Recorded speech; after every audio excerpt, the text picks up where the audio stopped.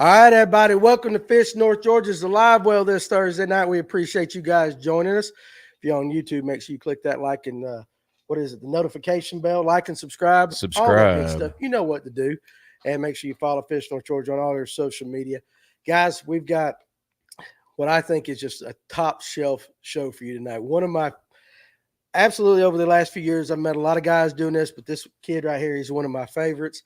And we're going to be talking to Emil Wagner tonight. You guys know him, especially from the North Georgia area, but kid's getting a lot of national recognition. So one of these days, I'm going to stop calling you kid because you're going to be a grown man right there. So, and I got 26. I'm already 26. Dude, I'm like twice your age. 52, babe, 52. So anyway, let's go ahead and take care of the business side. Tim, can we do that?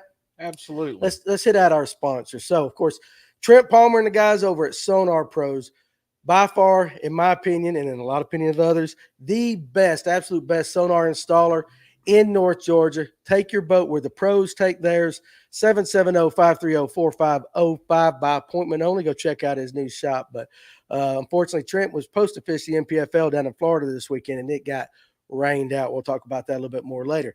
And, of course, Kevin Underwood with Lip Sticker Fishing, one of the finest guides out there in Lake Lanier. You see it on Facebook all the time. Always holding up those massive spotted bass. If you want to trip with him, check him out on Facebook or lipstickerfishing.com. Next, we got Evolve Rod Sleeves. And I got them covered up a little bit right there, but let me make sure I give you their logo. Pull that back up on me right there. I want to give their logo right there. The best rod sleeve on the market. It floats. Your hooks are not going to get hooked up into it. Everybody that comes and buys one here at Fish North Georgia always raves about them. We got them in stock. Come see us right there. And also online at fngo.com. And then we got our buddies, Festive Water Paddle Sports. And if you look right over my right shoulder, we got a bona fide from Festive Waters here at Fish North Georgia. You can come by and check it out yourself. We got a little partnership going on with Festive Waters. If you're in the kayak or paddle sport games and you're out on 369 towards Lake Lanier, go in there and check them out. They got a fishing section they're building out now. And, of course, if you're into the whitewater rafting and all that crazy stuff, they got something for you too as well. And, again, with all the money that you spend on these fancy lures these days, you need a good plug knocker. The Money Saver Lure Retriever by far is the best one out there. I'm telling you guys, this thing shoots through the water like a torpedo. All right, you're going to get your bait back. Dave over here to my right guarantees that you'll get your bait back every single time if you're using the Money Saver Lure Retriever. Is that good? That's good. You going to guarantee it? Yeah. Sure. Yeah, there you go. Our buddies at Turner Tires, 706-253-3339 in Jasper, Georgia. If you're needing tires and alignment for your car, it's a great family-run business. Brock is an angler just like us. They'll treat you right. Definitely check them out. And, of course, what are you drinking tonight? Etowah, did you like it? Yeah, it's good. You do like it? So it's a meal approved. Etowah Mead Beer and Wine in Dahlonega, Georgia. Got a great retail location, great bar, college town atmosphere. If you're in Dahlonega, go check them out. If you're not, go on their website because they can ship mead all over the United States. I don't know why the laws are that you can't ship beer. They got that there too. Happy Camper, that's my favorite one. But if you're into mead, definitely check them out. So now let's go ahead and put the camera on Mr. Beautiful to my left right here. Give him a look at there. The best looking guy that ever comes on our show, Emil Wagner. Got the locks, the flowing locks, the beard. It's getting too long. It's getting about time for a haircut. As soon as Hartwell's over. As soon as Hartwell's over. Been trying to marry him off to my daughter, but he's spoken for now, so we can't do that no more. That really was a bummer like that. You still with her, right? Yes. Make sure. I want to make sure. What's your name? Brennan. Yep. Okay, well, she's on my list. Yeah, seriously, I got to meet her down at ICAST. Sweet girl. And, of course, Dave Aldridge, because Father Time is not here tonight because he's in Cherokee gambling. All right, he's gambling, so we got Dave filling in, Dave Aldridge filling in. You guys have seen him on the show before. And real quick before we get started, hey, listen, we realize that there's a hurricane coming towards North Georgia. And for all our friends down in Florida, we hope you guys are staying safe. You got everything, ready, prepared, or you've done whatever. But I want you guys, if your power gets knocked out here in North Georgia, anything, hey, listen, be patient because the real heroes are out there, the linemen, the cops, everybody out there working that stuff. It's nasty. It's going to get nasty. I hope it's not as bad as they're saying it, but it could be. But, hey, be patient with these guys. They bust their ass to get your power back on and everything. So give them some love. Make sure you always appreciate those guys. So let's start back up at the beginning of the comments real quick in case I missed somebody because there's already questions. going out. So Ron's in the house tonight. Cameraman Cletus, what's up there, buddy? So Bass Fishing 336. Yeah, so please hit the like button. You hit that like button. Sonar Pros is getting my boat next week. Good job right there, Tony. What's up? Raining hard here in North Carolina. Yeah, it's raining here. We've already got about 4.5, 5 inches of rain from yesterday afternoon to today, so everything's wet. And let's go ahead and jump on. We're going to talk to you, but oh, that's Tim. Tim didn't cut his phone off back there. You're in trouble. That's one X. Is it showing something on the bottom of your screen in there? Is it showing up on the bottom of the screen? From StreamYard? From StreamYard. Yeah. Live viewer comments show up on StreamYard. This is an example. I can't make it go away. You can't make it go away? Well, that's fine. I'll just read them, big dog. Well, it's probably the rain. Click on the comment. Click on Colton Wilson. There you go. All right, click on Colton Wilson right there. He's got a question. Emil, are you ready to come up to Hartwell and show out in a few weeks? Rooting for you, buddy. I appreciate it, Colton. Definitely happy to be ending the open season there. Yeah. It could have been in the middle of the season or at the beginning, and then I feel like, you don't appreciate it as much because there's still a bunch of events in front of it, but definitely happy to be ending it there and not somewhere I've never been, like some of these other events. 100%. 100%. Let me tell you what this kid, we're not going to jinx him. So we're not going to jinx him, but he has the opportunity to fish the Bassmaster Elites in 2025. The opportunity is there. Just got to seal the deal, do what's up. We don't want to say anything to jinx him and all that. But guys, if you got questions about the Elites or, even some of the new rule changes or anything, I'd love to get his comments on those. Love to see you with the rough weather. Snowy Boy. Snowy Boy, where you from? That's an interesting name right there, Snowy Boy. Is that your son? I think it is. Your son's over there. His name's Snowy Boy? I think so. B-O-I? Hey, these kids these days. Yeah, that's exactly right. All right. So anyway, Emil, though, let's talk about your year so far. You got one more event. You're fishing the opens. Yep. Been a dream to get to the Bassmaster Elites. Yes. And so when you started this year out, expectations. What were your realistic expectations? I think if I hadn't fished all the Toyotas and everything the year before, I'd definitely just be like, I'm just here to learn. If I have a good year, it's a bonus. But with how good the year before went, I definitely wanted to. I mean, I would have been.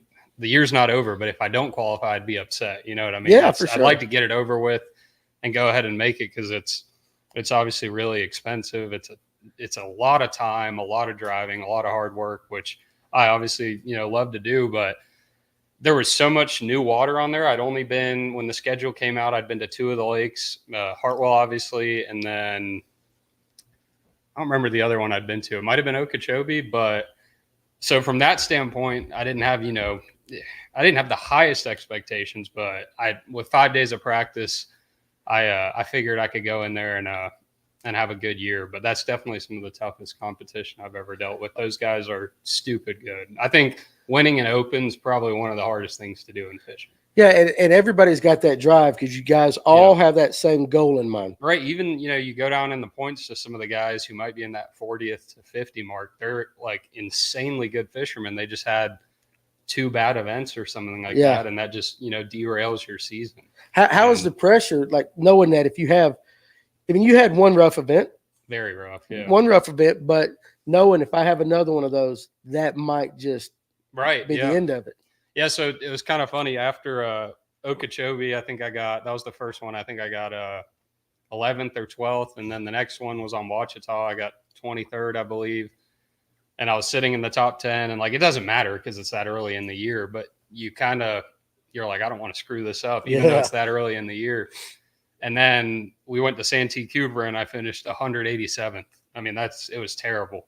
And after that one, I was like so confused and just upset. I was like, God, I didn't, that low. You're like, how did I miss it that bad? And honestly, a lot of the pressure went off after that because I was in 45th in the points, and I was like, I'm gonna have to top 20 my way out of this thing to still make it.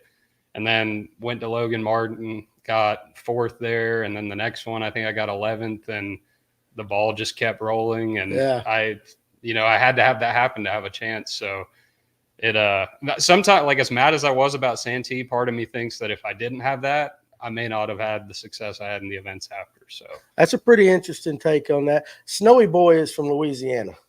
So that's yours? He's mine. He's yours? Yeah, that's what I kind of figured right there. Ron Swinford, real quick, wants to know, what does Emil think about the new opens format? We got to that crap early. yeah. I was expecting to do that. That question come up quick. Do you like it more or less than having to fish all 9 tourneys?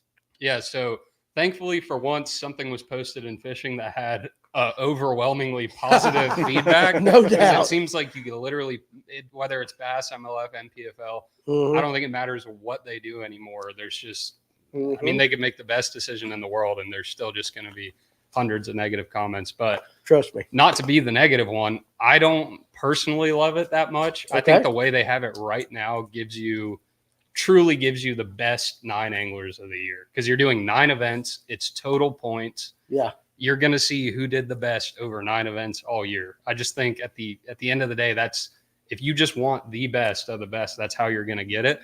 The way they have it now, I don't hate it. It's just, I think that, you could squeak in there. You could get like a 45th in the first 4. Right. So I'm sure you've read how they're doing it, but Yeah. they're doing 2 sets of 4 events to get to the EQs. So let's say you fish 4 of those opens, you finish 45th in the points, you advance to the 3 EQ tournaments, and then your point 0, everyone's even. So Right. call it 100 anglers in that EQ field, plus maybe 10 elite guys who are on the chopping block. So that's 110. And then, a guy has 3 good events and gets in the top 10, 100% deserves to be on the elites, no doubt. But I prefer the way they had it now. But I do understand it's a lot of money, it's a lot of time, but the money's really no different than It's kind of like NASCAR. You know how they do? You probably don't watch NASCAR, do No. you? No. Let me give you some Dawson Billy and stuff here. You go through the season, and it kind of so many people qualify for the championship, and the Yeah. points kind of go back to starting over. Very similar to that. So, guy can get hot. Major League Baseball wild card team can get hot at the right time. Now they're the World Series champions, even though this team, Team X, had a hell of a year the entire year. right. So I kind of see what you're saying, and you think though over 9, the cream of the crop rises. Right. It kind I of think eliminates so. that guy getting hot for just Right. 3 tournaments. Right. And like if it was standard Elite Series rules or opens rules before they did this top 9, like I'd already be double qualified, and Paul would be in. Like he won the Northern Division. Yeah. I got second. The other division, I think I got second, and some of the other guys did good, and they would have taken 4 from each division. But it's like in my head, I'm just like, I don't know if I don't know if it's the best way to do it. But again, I don't think it was a bad call. I just Right. like the way they have it now, personally. Yeah. But Well- they obviously had their reasons. So I got you like that. Let's see here. Lane Clark fishing. Emil, do you even scope? yeah, obviously love it. I think it's great. I do too. But now let's talk about the bass changes with that. Yeah. Now, really, Yeah, it of didn't all really- of them, it really didn't do anything. Literally, I could rig my boat the way I have had it all year, and nothing will change. Unless I put a console Livescope on my boat 2 events ago, and I've used it for an hour or something. For me, it's not really. I still prefer side scan, so I don't even need that on my boat, and it wouldn't really change anything for me. Yeah. But I personally think a half and half format would have been really cool. Yeah. I enjoy fishing without it, but at the end of the day, when you go to an event, you're going to do whatever's going to catch you the 5 biggest fish. Yes. And if a lake sets up for a good offshore bite, right. like Leech Lake was a great example.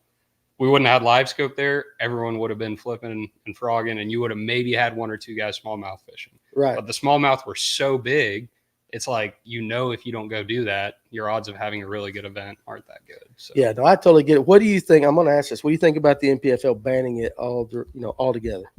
I mean, Honest if opinion. we're being totally honest, I think that was them looking for a way.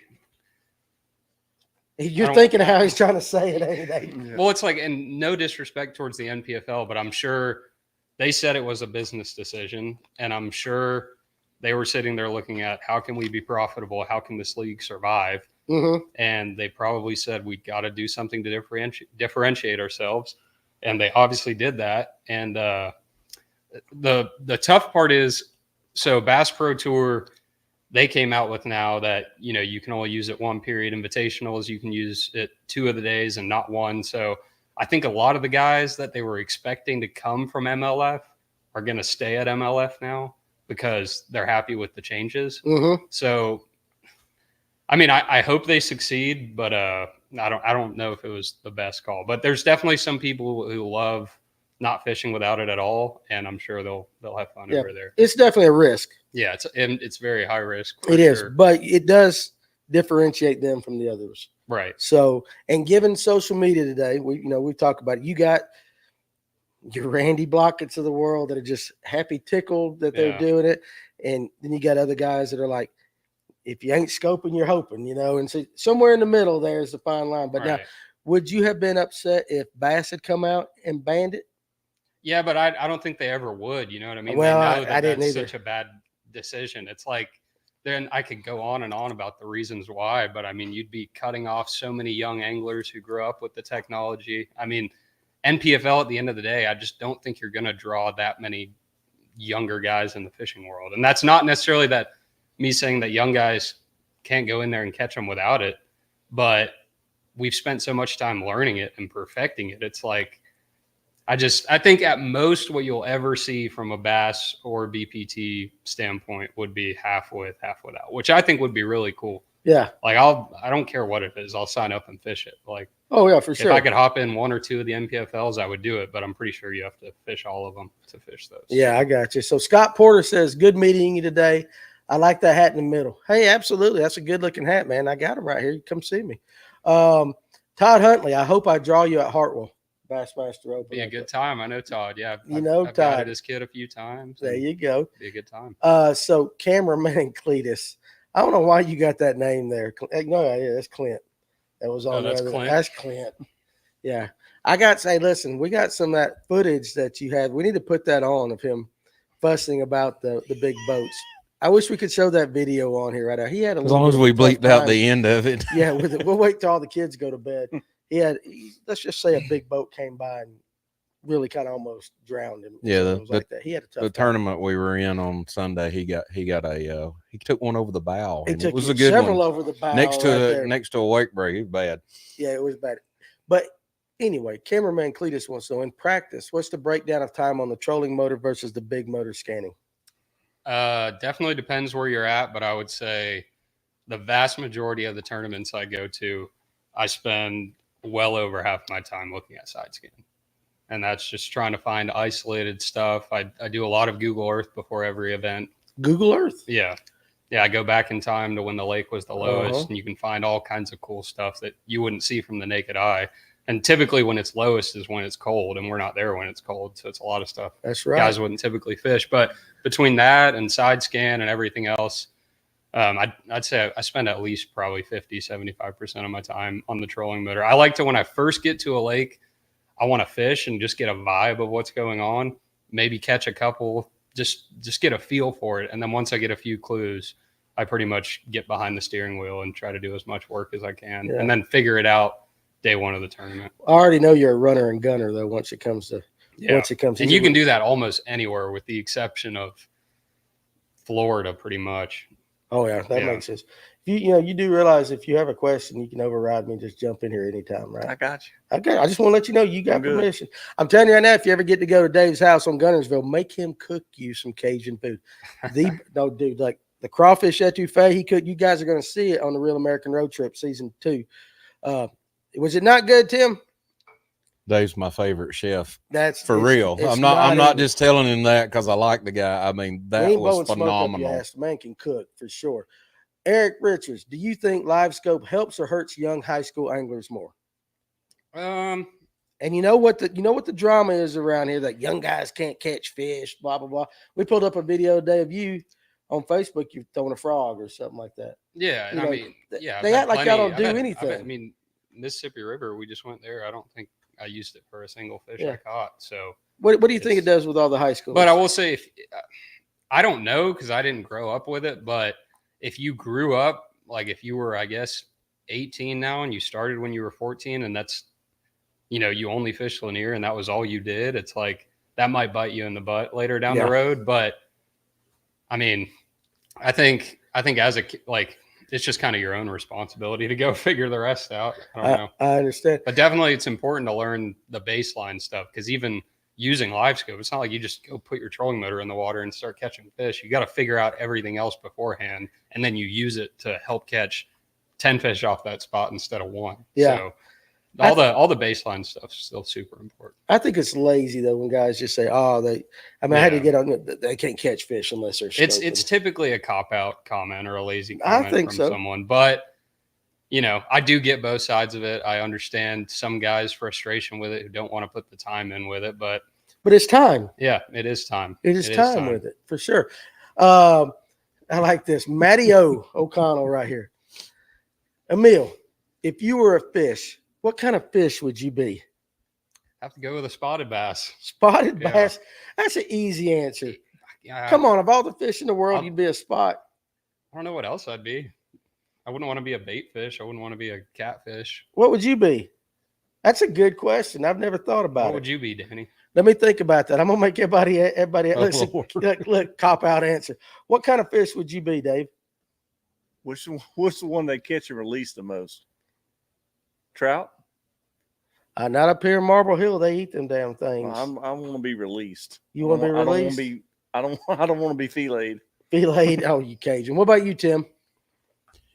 Probably a largemouth, fat, lazy, hanging around my brush ball, just doing fish stuff. I'm going saltwater. Oh, I'm gonna be a puffer fish. Puffer fish. Blow up, man. Nobody eats them damn things. They go, oh, look at it, and they let it go, and you float on top of the water, and then you go back down. Nobody screws with a puffer fish. Pretty good idea. It's a pretty good idea. Yeah. Everybody would think you'd say shark or something like that. I want to be a puffer fish right there. So let's see. Steve Pink, did I miss any about? And guys, listen, there's a lot of people in the comment section tonight. So if we miss your comment or question, type it again. So Michael Temples, Emil, are you using Garmin for Livescope? Do you have a MBT screen? Is it in the future? Yes, I'm using Garmin. No, an MBT screen's not in the future. I've guided a few people that have them, and nothing against them. You can get I'm sure the 18's a little better. The guys I guided had the huge one, like the 22 or the 24. And to me, the screen quality wasn't as good, and it looked like a regular one, just kind of blown out of proportion. So explain to somebody what that is that don't know what an MBT is. An MBT is just a secondary unit that runs off of your Livescope through an HDMI or something like that. But you still have to have the most expensive Garmin unit. You could get like a 10 or a 12, and then you run some kind of cables to an NBT unit, which is say a 22-inch screen, and it mirrors what's on your Livescope on the MBT screen. There's a lot of guys running them, on the Elites and stuff now, but especially with the screen limits and stuff, I wouldn't. Yeah. So what does that give? Is it 54? I believe it's 55. 55. Yeah. So I mean, that's a so lot. It's pretty much 3 12s and a 16 is what I'm assuming most people would do. I'm sure you'll see some crazy configurations with guys who really want to maximize everything, but I think that'll be your most common setup. Okay. Well, that's what Kevin said. It threw when he was on here the last time. He said it was hard to get the proportions right. He said when he was setting one up, it looked like a 2-pounder was looking like a 6-pounder, and they had to run it out a certain way to. Yeah. I know they got them dialed in, but they got them dialed. But for us, that's the one thing he was saying that the proportions didn't quite look right. Oh, look! Really look at him. He's stripping down here. Yeah. Jeez. That Etowah meatery must be good. You getting comfortable? Yeah. Huh? All right. So there you go. Let's see. Let's scroll on down a little bit. Carrie Bell. I see Mr. Carrie Bell. Emil, grab that mic and start singing "Smells Like Teen Spirit." In your dreams. You like Nirvana? I'm not singing anything. You're not but singing if you anything? need your boat wrap, definitely check Carrie out. He does a great job. He wrapped my boat, wrapped Paul's, wrapped Buddy's. Or I think maybe not Buddy's, but he wrapped me and Paul's and did a really good job. He does. 400 ink right there. So if you guys are in there, look up 400 ink. Carrie, that'd only be $59.95 for the shout out. But no, he really does. He does a good job right there. So Ron, in the opens this year, what has been the best non-bass catch Emil has had this year? So non-bass. Man, we've caught a ton of trash fish this year. If I had to pick one for the whole time, it would be Santee. I don't know how many giant catfish I caught, but in terms of one fish, it'd probably have to be that muskie I caught on St. Clair. Dude, are those things not awesome? Yeah, I fought it forever, and me and Buddy were fishing a spot in practice side by side, and he was like watching, and I had it right at the side of the boat, and it broke me off. and it was sitting there, and I was like, dang it. And he was like, reach down and grab it. And I was like, there's no way. I just reached down there and grabbed it and pulled it in the boat, and it was nuts. Has anybody ever told you about the gill rakers in muskies? Mm-mm. Okay, so I learned this in Tennessee. So muskies got these gill rakers or something that have I'm going to try to say it. It's a big word. Correct me, Tim. Non-coagulant. Am I coagulant? You did an outstanding job. So whatever it is, if it cuts you, it's got something in it that will not allow you to clot, right? Is that how it works? Like It's an Dave anticoagulant. is our What medical now? person. Anticoagulant. Ask your daughter. She's a nurse. She knows. Yeah, anticoagulant. Yes. Did I say that right? Mm-hmm. So all the muskie guides in Tennessee have Dermabond on their boats because when you release it, if you get cut bad enough, you won't stop bleeding. Yeah, and you had no idea. You could have bled out up there. Could have, but we're here. Here's Emil. Let's see. Dolphins use puffer fish as a drug to get high. Well, whatever I can do to help the community, I'm all about that. So, shoot. One of those mystical 9-pound spots that live in the timber at the bottom of Lanier. Do you honestly think there's a 10+ pound spot in Lanier? No, I don't think there's a 10, because I think if there was a 10, there'd be more than one, and I think someone would have caught one by now. But I'm sure there's definitely one over 7. There might be an 8. I don't know. I'd have a heart attack if I caught an 8-pound spot. That'd be cool. Blow up on a big topwater plug. They did catch a 9-pounder at St. Lawrence, big smallmouth. Yeah, a 9-pound smallmouth. They're trying to get it certified. No, 9. It was like 9 on the money, pretty much. That is crazy. Like kid that. I know actually caught it. Really? It was in a tournament. Yeah, he had 31 and change. Do you know how big my chest would be? Walking up to the weigh-in with a 9-pound smallmouth. It's unbelievable. Like I would be like the happiest joker in the world. So, good questions so far in comments. David Weaver, 30+ years ago, when all we had was an eagle and a 320 fish finder, no GPS, and you had to use a landmark for finding brush piles. That's all we had. And listen, we also had black and white TVs, and nobody had an iPhone and all that. So, and the fish probably bit a lot better than they do now. They probably did. They probably did. Fardog says that's still a ridiculous amount of screen. It is, but I think appearance-wise, it looks a lot better than 422 to right. Somebody watching. Well, and for me, it was actually a lot of people don't realize, like for anglers, we don't make, for the most part, enough money to have to keep up with 100 inches of screen and 4 transducers. So I love it more so in the sense of just, I don't have to think about it anymore. I was tired of thinking about everyone running 2 on their jack plate and 3 on the trolling motor. It got exhausting to keep up with because it's so expensive. So I like it from that standpoint. It helps us out financially. People don't realize, and I've talked to Patrick Walters was talking about it. Trent's always talking about it. Everybody thinks just because you fish top level professional bass fishing that you're just loaded. No, they don't realize the cost and behind the scenes, not just the entry fees, but the travel cost, the maintenance, the upkeep. And it's not, it's a lot of hard work off the water too. 100%. But there's a lot of expenses, and especially now where a lot of anglers are kind of struggling to get sponsors and everything for whatever reason. That's a whole podcast in and of itself. Right. It's just not. It's not. You're betting on yourself. You're really gambling. Yeah. With your money when you put it in there. So it's you are crazy. Gambling. Ray Pettit, I had the pleasure of fishing with Emil. I was a good net man. Just asking. Yeah, Ray was my co-angler at Kiwi when I won the BFL there. There you go. Yeah, we had a good time. He's a good dude. Good dude. I want to know, did he backboat you any? You didn't backboat him any? Maybe a little? No, but we were. It's Kiwi. We were scoping all of them. So I know. It wasn't the best situation from the back. But you know what? When you're a co-angler, sometimes that's the best place to learn. Just pay attention to what the guy up front. That's really why you should co-angle. Yeah. Yeah, and I tell all my co-anglers that. And I've had co-anglers. I had one win a boat on Smith Lad. He won the whole tournament by 7 pounds, and I've had some 0. But when you get a guy who gets in the boat and says, "Dude, I'm here to learn. Might catch some fish out of the back. I'm gonna let you do your thing." Those are always the best days for both people. And then I want to go out of my way to help that guy because he's being so respectful. Yeah. So if you go into a tournament as a co-angler with that mentality, it's always the best. Yeah, I agree with that 100%. Derek O, what have you learned fishing the opens? So much, a ton. I wouldn't even know how to answer that. But every single lake we've gone to, it feels like every separate day of the tournament, I learned something. And this year, especially with all the new water we've been to, but I feel like I say it every year, I learned so much more than when I started the year. So I've learned an endless amount of stuff this year. Oh, there's no doubt. Time on the water is the best. 100%. For sure. So, interesting question here from O'Connell, Matt O, right there. Should the Skeeter Championship cancel at Murray this weekend? Biggest discussion point for fishermen in our area at the moment. Now, again, if you're watching this, you don't realize Hurricane Helen is blasting up. She'll make landfall here in a couple hours in Florida. She's going to come up right through, give or take, east or west, a little bit of Atlanta, right up through Tennessee. Tons of rain in the area. What's your opinion on that? The NPFL canceled St. Lawrence, or not St. Lawrence, or what the hell is that? John's. St. John's. Yeah. St. John's this weekend. Probably a safe move for them. What's your take on something like that?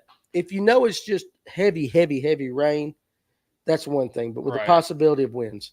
Yeah, I was just texting Kaz and Ryan are down there, and they were obviously upset about it. But it's one of those things where, like, from the angler's standpoint, from my standpoint, I want to fish. I don't mind fighting big weather and all that stuff. But then you take a step back and you look at the person who runs the tournament. There's a good chance he's got to deal with liability. Yes. And all that stuff. So it's like, if you send a bunch of guys out and 70-mile-per-hour gusts hit the lake, that's a bad deal on boating Atlanta, the guy who owns it, the anglers, everyone. So I don't know. I wouldn't want to be. It's a damn if you do, damn if you don't. Exactly. There, you can't win. Yeah, you can't. Alan Brooks, what's up, buddy? Man, congratulations on an amazing season. I can't. If I was Alan, I'd have the sport jacket on, the nice hair, the nice shaved head or whatever. Yeah. The proper, businessman attire. Business attire. Business casual. I appreciate it, Alan, and he's a good dude. I hope we have another tournament soon. Yeah, man, I'm telling you, you better get on the ball, Alan. We want to do that. I want to cover it again. I want to cover it again like that. So, Colton Wilson, Kerry Bell's laughing at. He's probably laughing at he owes me $59.99 for the comment right there. So I said, "What's Colton say?" I've always wondered, is it true that a lot of opens and elite guys work together, share info in practice and tourneys, aka the Johnson brothers? And that, I know that's a whole ball of wax there. But how about this? Just how much do you share with other anglers, especially do you room with anybody? Yeah, I room with Buddy. With Benson, Andrew Loberg. He lives in Gunnersville. He's doing really good. He's Gunnersville. There's that damn lake again. Yeah, and another kid from California he's really good friends with Loberg, and it's us four. And we go home and talk fishing, but just nothing. I caught him right here doing this exact. We just come home and kind of talk shit, but it's not. Me and Buddy kind of share a little bit, but no, we don't have anything where it's like sharing waypoints or like you need to go do this at this exact You're like time. saying, "Hey, listen, I was catching them on moving baits," those kind of things. Or like we don't care. Like we'll tell each other stuff, but we know it doesn't matter because we all have such different styles and we're gonna do our own thing anyway. Yeah. But have you sandbagged before? Yeah, I think we all have. You would be lying if you said you Yeah. didn't. I know how you guys are. Yeah, well, you have to. If you go in there and say I'm gonna destroy them tomorrow, it almost never happens like that. So you have to downplay. Yeah. Whatever, listen, you're on. I got you. So, Bassmaster Jim, I remember using pagers, not cell phones. Me too. Absolutely. We're just a little bit older than everybody else. Did you ever have a pager? I don't Do you even know what that? He doesn't know what a pager gosh. is. We're old, bro. Listen, that little bitty thing that the Israelis blew them things up the other day. I'm scared to throw one Woo! now. Yeah. So it's a little bitty thing that would vibrate with a number for you to call back. Back. But then you'd have to go to a payphone. You know, and one put of a them quarter put in. quarters Just a in. notification. Yes, device. that's all it was. A notification device. Oh my God, Lord. our boy from Louisiana wants to know how much have you won, Emil? And I don't know if you want to give dollar amounts or at least tournaments. Like in the opens. Yeah, how about this year in opens? I think I've won like 55 or 60,000. How much? How much have you spent? Yeah, I've probably spent 35. Yeah, so, but that's a good year for opens. Yeah, that's a good hell of a year. Yes, because opens are pretty much guaranteed to lose money. But we also, we don't go crazy and go eat out every night. We cook a lot, and I try not to just waste money when I'm on the road. But it's super expensive, no doubt. It's not. You don't get into the opens to make money. That's what I was going to say. You fish the opens for a purpose of getting to the next level. That's right. Absolutely. So I can say that fishing has changed since then. Yes, it has. What's up, Harold Grizzle? He says, congratulations. Good finish at Oconee. See you at Hartwell. If you need anything, let me know. This is from Alan again. Happy to be your backup boat support. Anything you need if you have any trouble. I appreciate it. Thank you, Alan. Yeah, that's pretty cool of the old man. So, Ron Swinford, is there a lake other than Lanier and Hartwell that you would want to fish an Elite Series event on? Any herring lake, because they all, I mean, for sure. they all have, that would just be my pick because that's what I've spent my whole life doing, and I feel like it takes a long time to perfect it. Yeah. But anywhere with herring in it, I'd be fine to go to. I love Smith. I'd love to go back to Smith. I was sad to see that Elite event there, and I wanted to fish that so bad, but I love that place. But yeah, anywhere deep, clear, spotted bass. Deep, clear, spotted bass. So, Andy Anderson. This is Brooks' dad. Oh, yeah. I know Andy. Old Brooke. Yeah. So, great job on Oconee last weekend. Emil is solid on any lake, anytime. Do you think they will release the EQ Open schedules shortly after Hartwell? From what I heard, it'll be either right before, during, or right after. So, I think we're any day from seeing So, we're close from seeing that. So, there you go. Bassmaster Jim, tips for fishing in high winds such as this weekend? Still depends on the time of year, but let's say right now. Yeah, right now they're just going to bite way better. I mean, you're going to pull up on a spot, and instead of it's going to be harder to get a good boat position and a good cast and everything. But it's if you pull up on a spot and it's dead calm, they might be a little more spread out, and you call them up, and you're lucky to get one of them to commit. Whereas if you have wind, once you get there, it's harder to get their attention because there's so much disturbance on the surface. But I usually throw bigger baits and get a little more aggressive. And then once you get their attention, they'll normally come up and just fight over it. If you were going down scoping, just go with a heavier ball head jig or underspin or whatever it is you like to use. You go heavier in the wind? Yeah. Yeah. A little bit. Yeah. Like if it's dead, 100%. If it's dead calm, I'll usually throw lighter weights if it's really windy. Normally something more in the 1/4 to 3/8 range. 1/4 to 3/8. Okay.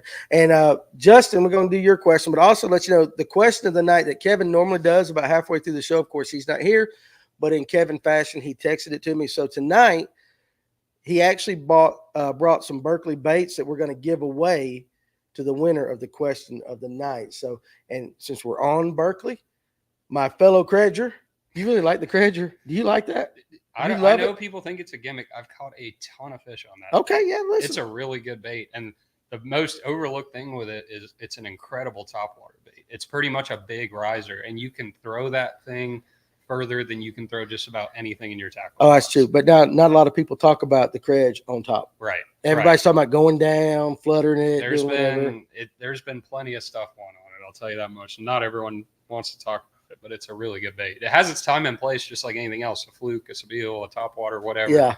But it's a really good bait for spots specifically. Spots, yes. And on the backside of that, what are your thoughts on the new Berkeley Magic Swimmer release? And I'll tell you, as a retail owner, glad to see them. They're incredible. I about sold out of my first run.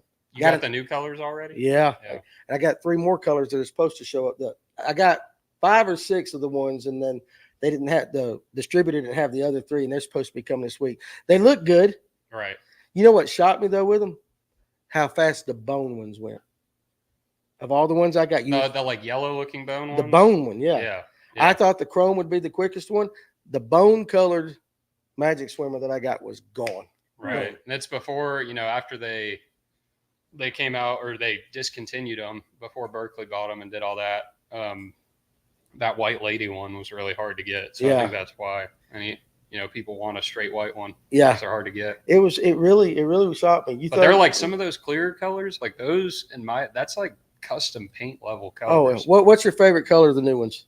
Probably that Morning Dawn chrome. See, that's the one that I'm waiting to show up. Yeah. That's the one I've been wanting to see. Caught some really big pink on the bottom? Pink on top. On top, chrome on the bottom. The Perfect Ghost is really nice too. Perfect Ghost is good. Not the Perp Sickle, which is a good color. What is that? Olive bone. I like that olive bone. Yeah. I think that looks as natural as any. They did a great job on those. They really did. Really good. They really did. And that's I'm glad to see them back because everybody's like, when you gonna get them? When you gonna get them? There's not many good mass-produced, affordable swim baits. Herring swim baits. Swim bait. And that's the big thing. Yeah. There are guys doing custom paints, but they're expensive. And there's some really cool colors out there. I've got some custom painted ones that look really good. But I was glad to see them finally come back out with it because around here, at least in North Georgia, Southeast with the Heron Lakes, it's a staple. 100%. It's a staple. So kudos to Berkeley. There you go. I give you that. I'm finally bringing it back. Emil, what was your most embarrassing fishing experience? That's one of those where I definitely have a few. I just Let's can't. go. I fish Let's pop a I couple. fish every day now, so it's like it's hard to remember them. You know what I mean? Yeah. But gosh, You good? You didn't know one? sure. Yeah, well, But I got the refrigerator right by my. On Oconee in a BFL a few years ago, I fell in, but I don't know. Okay, I'm gonna ask you. How do you take a dump off a boat? Oh gosh, yeah, just do you have a technique like everybody else? Yeah, We're trying to figure it out. The Phoenix on the back deck, it's got 2 handles right there. Yeah, a pad you can stand on, and the rest is pretty much history. Self-explanatory. You don't strip down like Kevin? Really? Just pants only? You don't know. Like, I'm embarrassing him right there. Like, I couldn't even pee off that one in Gunnersville. Everyone's got their own way. Some guys have to go to the bank. Some guys use the steering wheel. I mean, whatever. Yeah. Danny learned on a Ranger, that little ladder that sticks up there, it's not really attached. Yeah. So he went to pee, and for some reason he put his foot on the ladder, and the ladder just kind of went. Damn thing folded out from under me. I like to died. Something will probably hit me though. I just can't think of anything. Think about it. Do you like Gunnersville? I love Gunnersville. Let me tell you something. We need to get him up there. We went and to Smith is only 45 minutes. Right. Well, I like Smith from as my a house. tournament lake. For fun fishing, rather good at Gunnersville. My God, at the grass in Gunnersville though. Right. That was the most grass I've seen, and we didn't fish but just a small section of the lake. Especially now that we're getting towards fall. Yeah. Okay, we're gonna blame it on the weather. Sure. But we're gonna go back. We're going back. We're going back. It'll get cold.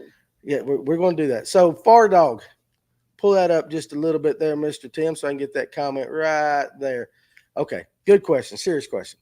What knot does Emil use to join Braden Flora on his spinning reels? If you don't mind asking him, which I definitely don't, always cool to see what different guys use. So, what do you use? Are you an FG guy? Nope, never tied an FG. I just use the Alberto knot. It's simple you man. loop the fluoro, put the braid through, 6 wraps down, 6 wraps up. Yeah, that's what I tie. Now, Dave, you corrected my knot on Gunnersville. Though. It was slick though, wasn't it? It was slick. He did the FG, but my Lord, that I just am not coordinated enough to do that. It threw well. It didn't take long though. But you've done it a billion times. I've done it a bunch. My fat fingers have never done that. So, cameraman clear. So there you go. Alberto knot.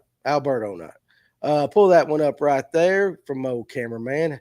Have you had herring lake patterns? Okay. Have you had herring lake patterns translate to largemouth or spotted bass in the opens this year?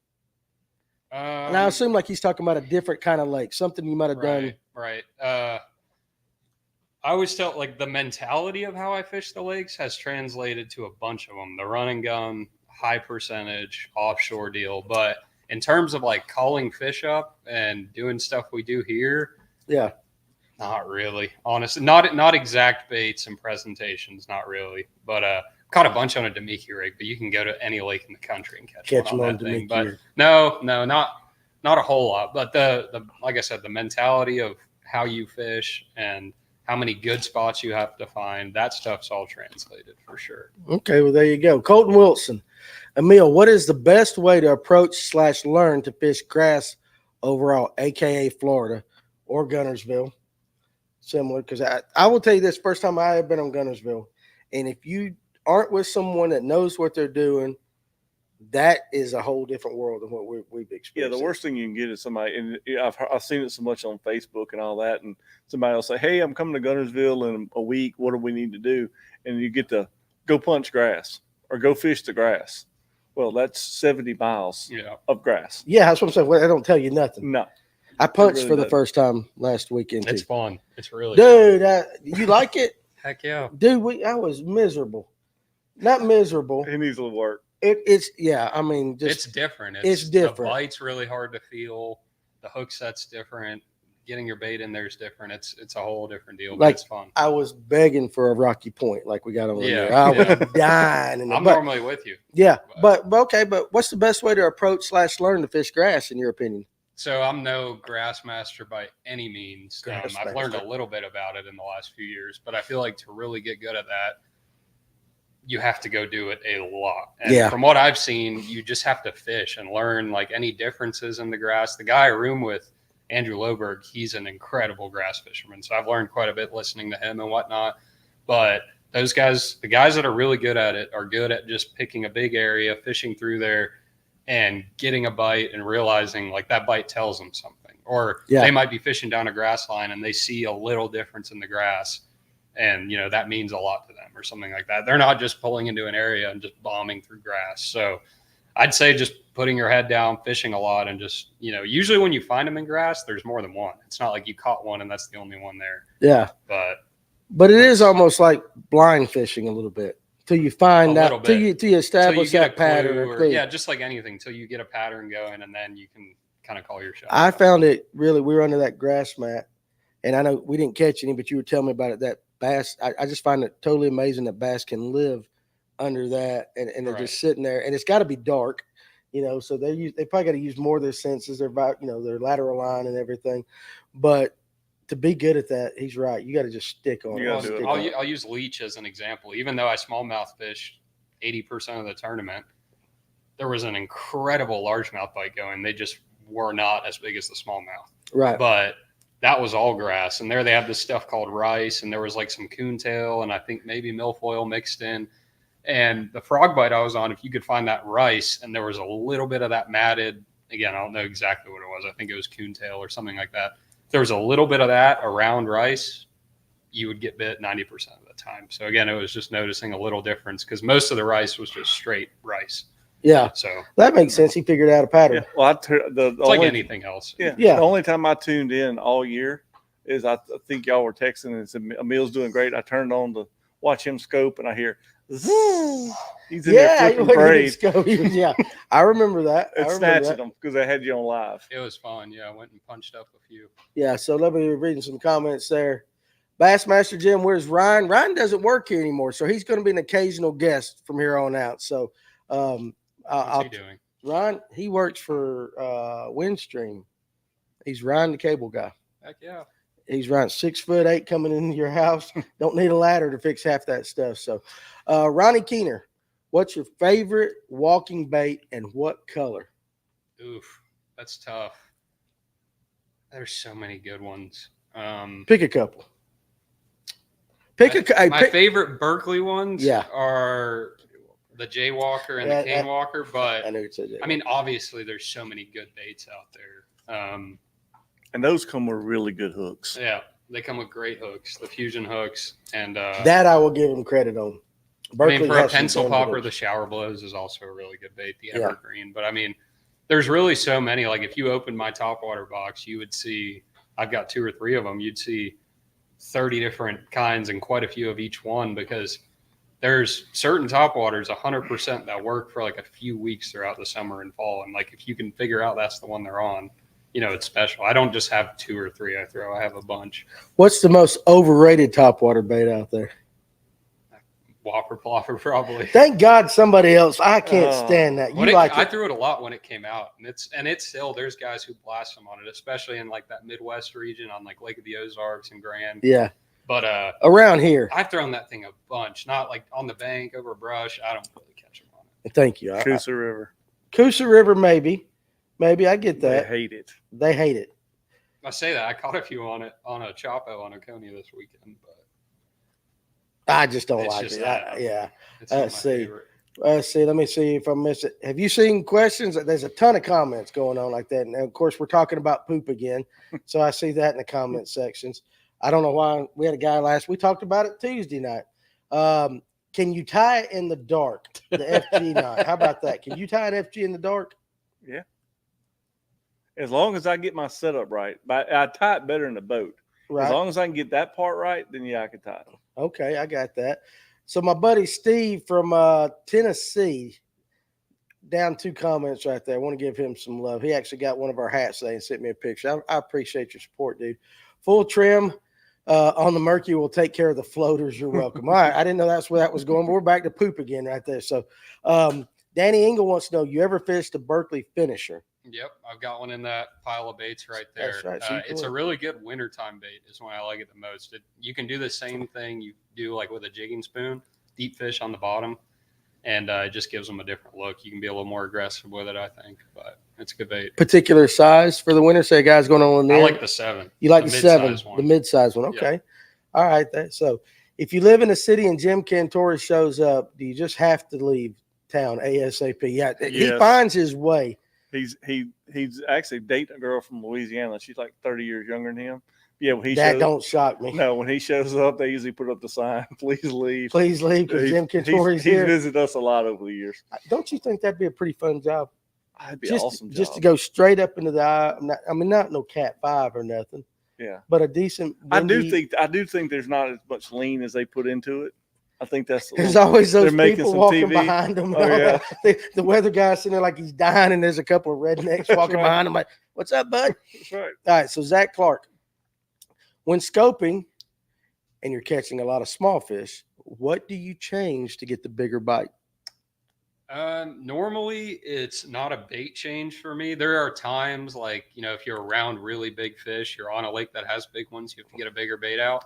But typically if you're catching a bunch of little ones, you're just kind of missing the ball. The big ones are either in a different area, a different type of structure, a different depth zone. It could literally be anything. So I'm not going to sit here and say some super specific answer, but do you believe that if you're catching small fish hang out with small fish, bigger? No, like not always. Like, right. I've heard that though. That's why I'm, it's hard. Yeah. Well, all of those definitive things, I don't believe in at all. Cause it's, again, the rules of all this stuff changes every lake you go to. So That's right. You really can't pigeonhole yourself at all with any of that stuff. But generally speaking, yes, if you've caught 10 little ones in a row, not saying you couldn't catch a 5-pounder the next cast, but generally speaking, you're missing part of the big picture, whether it's the depth you're catching them in, the type of structure, or just the total area of the lake. So yeah, you gotta figure all that out. All right, there you go. So my buddy from Tennessee's back again. Steve, do you like any of the Tennessee lakes? And if so, what's your favorite style of fishing it? Yeah, I love a bunch of them. Most of the ones I've been to. What's your favorite Tennessee lake? Chickamauga comes to mind. I had a good event there last year. It's a regular TVA lake. Yeah. And I think we went in March, and I caught some in the grass. I caught some on stumps. I caught them every. Did you do any of that ledge fishing? It was in March, so they weren't really out there. Right. Okay. But I did a bunch of ledge fishing. That's not in Tennessee, so that's nothing to do with that. But no, I like Chick a lot, and I don't even think we went to Tennessee this year, so I haven't been to a bunch of those lakes. But I got you. That works for me. What's up, Kurt Weehunt? I'm from Okeechobee, Kissimmee area, and I love Gunnersville. That's because you're different and you're weird there, Kurt. But look for places the grass ain't at, shell beds under boat docks, riprap, etc. We did catch some fish off boat docks, and then Farmer and Tim were catching fish in 1 foot of water beating the bank. But one thing I did notice is like we really were all fishing the same water level pretty much. You just like to be out in the mouths of the creeks. You like that a lot out before it gets to the ledge. Well, yeah, a lot of that was, as you notice, we stayed in the wind a lot. A lot of that's just pushing bait up in the back of these pockets, and that's where we were getting bit. But like he said, there's some places out there we just couldn't get to it because there's 2 and 3 footers out there where you get grass edges and it turns into a shell bar, and those are usually pretty productive. Yeah, I'm with him. If I'm on a grass lake, if I can find anywhere that doesn't have grass and catch them, that's what I'd prefer to do. I would have loved That's that, what but my boat guy liked the grass, But no, listen. But you know what was funny? We come under that one bridge where you said that kid caught that big one, and there was those rocks right there. Oh yeah, and it was like, dude, it glowed. Didn't get a bite, man. It was just like, what? I'm like, hell yeah, that's it. It was still cool. We got to go back. I can't judge a lake by one trip. No, we got to go back there. Yeah. And we were just saying, of course, that other hurricane that went up the Mississippi got us. So we were in rain and wind and all that. Connor wants to know, do you scope at all on Oconee, or do you still fish it like everyone else? Oh yeah, I caught it this weekend. I caught them on a buzzbait, a chopo. I caught some on a spook. I caught some with a minnow. I caught some on a jerkbait. I weighed a few on a drop shot on just shallow rock, and I mean, you can do so much stuff on that lake. But yeah, I fish a lot of docks in the bank like everyone, and I've got some different stuff I do down there. How much time scoping? Let's just take the percentage of time half you were there. Half and half. Mm-hmm. Okay, there you go. Typically, your big bites over there typically come on the bank, but yeah, makes sense. On the time makes sense. What's up, Richie Rock and Roll? What about the riser? Todd Rife wants to know the riser. How much of those do you throw? Yeah, it's a good bait. It gets bit, especially when they're on small bait. I don't love it because I lose a bunch of fish on it. Right. So I really don't throw very much. I had like 3 of them, and I gave my buddy 2 of them the other day. So Just not your cup of tea. But again, I know it catches them. There's a bunch of guys who love Oh, for sure. Are you running a leash on your Phoenix? Scary moment that happened to West Logan. No, but I need to. I think anyone who's fishing anywhere sketchy needs to run one of those. Yeah. But I just lazy. It was a scary moment, though, for sure. Seriously. Yeah, I mean, if that motor flies in your boat, lands on you, you're toast. 100%.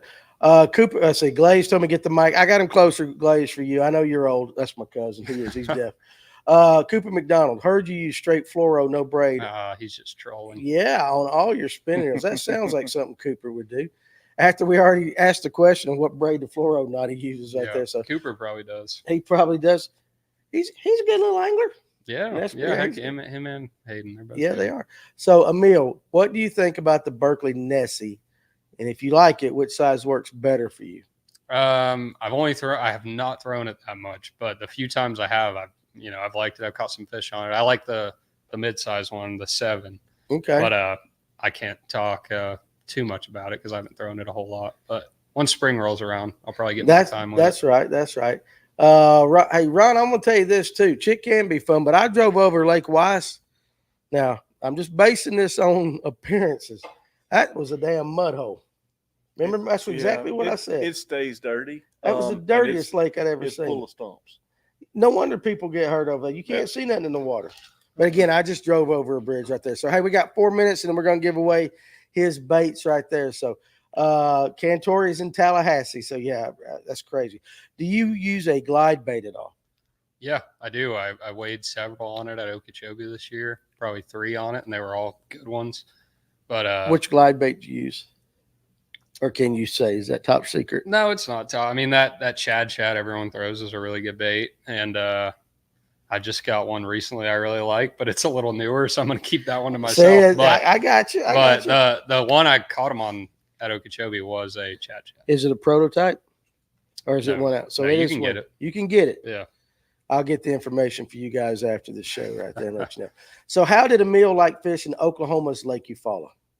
I loved it. Hey, he says, if our dog says, tell him to holler at me next time he's in Oklahoma. We'll rock out on some big smallmouth on Broken Bow Lake. I got his number out. We connected through this. So, but how did you like it? I loved it. So it's tough. Like a lot of people will say, like, why is like Smith is one of my favorite lakes for a tournament. Eufaula, Oklahoma. That was one of my favorite lakes for a tournament. Would I ever go fun fish there? Honestly, absolutely not. The fishing itself kind of sucked, but I like that for a tournament. Makes it harder. That was one of the toughest tournaments ever just to get a keeper bited. I mean, you saw some incredible anglers come in with 1 or 2 fish. And for whatever reason, when it's like that, I feel super confident because I can go 2-3 hours without a bite. It doesn't mess with me. Whereas if I'm on a lake, if I'm on Mississippi River where you're supposed to catch a bunch, or if I'm on St. Clair, if you don't get bit for 2 hours, you're like, I'm screwed. I need to figure this out. Right. But I really liked it. It was super tough. Found a bunch of high percentage offshore stuff, some shallow stuff, caught some on a trap. I caught them on all kinds of stuff, but I'd go back any day for a tournament. Probably wouldn't go fun fish there. Fish. Okay. Question for all 3 of you guys. Now let's pull that note right there. Would y'all want to see an Elite Series or Open come to Lanier? Hartwell has had enough. So agreed. I mean, I would. The problem with Lanier is the local governments, per se, from what I've been told, they're not willing to invest in what it takes to bring a big tournament here. You got to spend the money to get them there. I mean, you know, it brings a little boost to the economy for sure, but you've got to attract a big trail. And Lanier, when the MPFL came, and they probably don't, you know, their offer probably isn't as heavy. You know, they probably don't need as much money to come. Whereas, like, if a Bassmaster comes, I mean, I think a lot of people have the impression that Bassmaster just goes out and says, well, we're going to go here. It's like they go wherever they get the most money. So they have to. Yeah. And you have a guy like Neil Paul on Hartwell. He runs the chamber over there and he does an incredible job at it. He fishes himself. He knows the anglers. He reaches out to these trails, and that's why they go there. It's not just, oh, Lanier's a great fishery. I mean, we're going to Sabine River. I say we, I shouldn't have said that. The Elites are going to Sabine River next year. I didn't say it. Yeah. I didn't you got say me it. saying that. they're going to Sabine River. That's like one of the worst lakes or rivers in the country. Yeah. So it's like they're not going there to get a good show. They're going there because I assume Orange, Texas is shelling out some good money, and they need a good ramp, all that stuff. So there's a lot that goes into that. Not that I don't know half of it. I'm no expert. But that's true. So like, I mean, on Hartwell, they want the anglers there. That's the big thing, to want it, and then willing for the Chamber of Commerce to say, hey, we'll give you X amount of dollars. We'll guarantee you hotel rooms. You guys come in because it's a boom for their economy. So they're willing to invest to get that money into the city. Right. Whereas Lanier, unfortunately, they're not. And we only have really one super ramp. You got one decent ramp way up the river. Yeah, it's in Laurel. And which, hey, speaking of that, December 7th or 8th, December 8th. Is it 8th that Toys for Tots tournament we're throwing is going to be? 7th or 8th. 7th or 8th. Listen, we're getting ready to start to sign up for that. You guys, listen, mark that off your calendar. $5,000 guaranteed first place prize Toys for Tots tournament. Now that I got my son married off, I can concentrate and get all the sign up stuff. But keep paying attention to the Fish North Georgia Facebook and the group page. All that's going to be there. But you guys need to show out. You come for $5,000, wouldn't you? I'll show up, whatever. If I ain't got no more important to do, I listen at you. So, all right, so listen, you guys that have got questions up there, and I know there's a bunch of them. You're probably gonna have to type them again because it's time to do the question of the night. And Tim has got to watch the comment section for the right answer, so we can give away these Berkeley baits. What have you got in there? What'd you bring for us to give away tonight? We got a little assortment of stuff. We didn't prepare this properly, did we? No, we got a pack of the jerk shads. I mean, obviously everyone loves throwing a fluke on Lanier. That's one of my favorite colors they make. We got a pack of the Shape 108 craws. I mean, you can punch with that, put it on a jig, anything. A Finisher 7, Berkeley Stunna. Weighed some fish on that this year. It's a great bait. And a pack of Berkeley flatworms. These at Leech and St. Clair, I have no lie, probably weighed close to 90% of the fish I caught on that bait right there. So that's a really good bait. The flatworm is a very popular bait. Yeah, I mean, it's a lot of people. The scent, the shape, everything. Let's see. Yeah. All right, so here's the question. All right, guys. So the first one in the comment section, and I'm telling you, for you guys watching on Facebook, you got to do one you can't look up. So, well, this is the only one I got.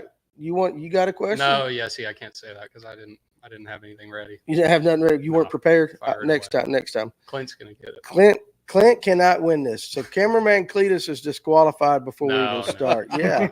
Hell, I've heard, we still owe him rod sleeves and all that. So anyway, all right. So here's the question. But again, like I said, if you got a question up there, we're probably going to miss it because we're watching the comment section. So put it down again. So here's your question. I'm going to read it twice. What state produced the most 2023 Elite Series anglers? Okay. That's good. What state produced the most 2023 Elite Series anglers for the Berkeley Prize Pack, picked out and brought to you by Emil Wagner tonight? So while you guys are answering that, well, shit, that didn't take long. No, that didn't take long at all. Who got it?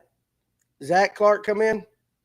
The most popular bass fishing state. That is, you know what? Listen, all right. So, hey, listen. Let me go ahead and tell you guys, look, Cletus didn't win Texas. Alabama is the right answer. So who was the first one? It was Zach Clark. Yeah. All right, Zach, if I don't have your mailing address, go to Facebook after the show, message me, Danny Pruitt, on Facebook, and give me your address, and I'll ship them out to you if we have power tomorrow. If not, it'll be Monday. So that, Alabama, that's a good guess. Anybody could guess that, but that's pretty. They had 14 in 2023. They had 14 of the elites were from the state of Alabama. I mean, shit, there's a lot of water in Alabama. You got to be pretty good right there. So weak. That cannot be a Kevin question. I promise you guys, this is the one that he sent me. So I'm going to tell him that he disappointed you guys with a question that was that easy. And it was said before the question was read. So, hey, again, that's always Kevin's thing. So anyway, Zach, give me your address. I'll send it out to you. What's second place? That's what you get right there, Kurt. So anyway, Let's hear Emil's question for a guide trip. Maybe on the next one. Maybe on the next. I don't have time right now. Hey, yeah. Let me tell you what one of the smartest things that I have done with this podcast is I have intentionally made friends with all these young guys. I for 100%, because one of these days these guys are going to be the stars of the show. And I hope they remember little old me when it's, I'm trying to make friends. This is what, your fourth or fifth time on this show? Yeah, we've done it a couple We've times. done it. Yeah. We've done Always it. fun. You are. You don't know how much I really do appreciate you. Anytime. Just remember when you're holding up that classic trophy, I get the first podcast. Deal. You heard it? Deal. Y'all heard that. So when Emil Wagner is holding up that trophy and I'm not the first one, we're going to hunt him down. That's right. Because I've got proof. I'm going to sue him for breach of contract right here. Like that. So I expect to see that one day. I really do. Ron Swinford, did you guys see that using the Legends exemption, Bass invited Randy Howell and Cliff Pace, both classic winners, to come back in 2025? Yep. And what do you think about that? I think it's cool. I mean, if you've won Angler of the Year or a classic, you get a Legends exemption. But some guys may not have noticed is Randy and Cliff both fished a division of the Opens this year, and they did that because I'm pretty sure there's quite a few guys wanting to get back in, and there's quite a few Legends, so they had to do like another tier of like, you know what I'm saying? Yeah. Like if there's 10 Legends who want back in, it's like, how do we pick? They went and fished a division of the Opens, and that gave them an edge over the rest. Smart of the guys, move. from what I've understood. But I think it's cool. I mean, obviously, I'm fishing bass, so I want to see bass do well. Yeah, no, that's awesome. All right, let me ask you this. Let's say when you make the elites. Okay, I'm not going to say if. Let's say if you make the elites, is there one angler on there that just amongst all of them that you really want to either meet that you haven't met or you want to fish against and beat? Like, it'd be really cool if I beat Hank Cherry or G-Man or whatever. I mean, is there one that you just kind of think about? Not in a bad way. You know what I mean? Right. Or like, who would you walk up to in the weigh-in line and say, oh my gosh, that's so-and-so? There's so many of them. You probably talked to all of them already, don't you? Yeah, like I watched Polinick a lot growing up, and I got to meet him at the TAA, and that was cool. We talked a few times, and I have got to meet a lot of them just fishing now. But man, I don't know. I'd talk with any of them. There's so many good anglers in that field, and I'd get way in line and have a conversation with any of them. It'd be cool to. Rick Clun retired this year. I know, that would be really cool one to fish against him. That would have been a cool one. But nobody that. I guess I'd be starstruck by or anything. But well, that's good. Hey, listen, that's fine. But let me ask you this: watching all the stuff that went on with the rookie class this year, did you sit back and take notes on what to do, what not to do? Did any of that just kind of like, yeah, okay? Did you learn anything from all the drama, all the questions? Not. I mean,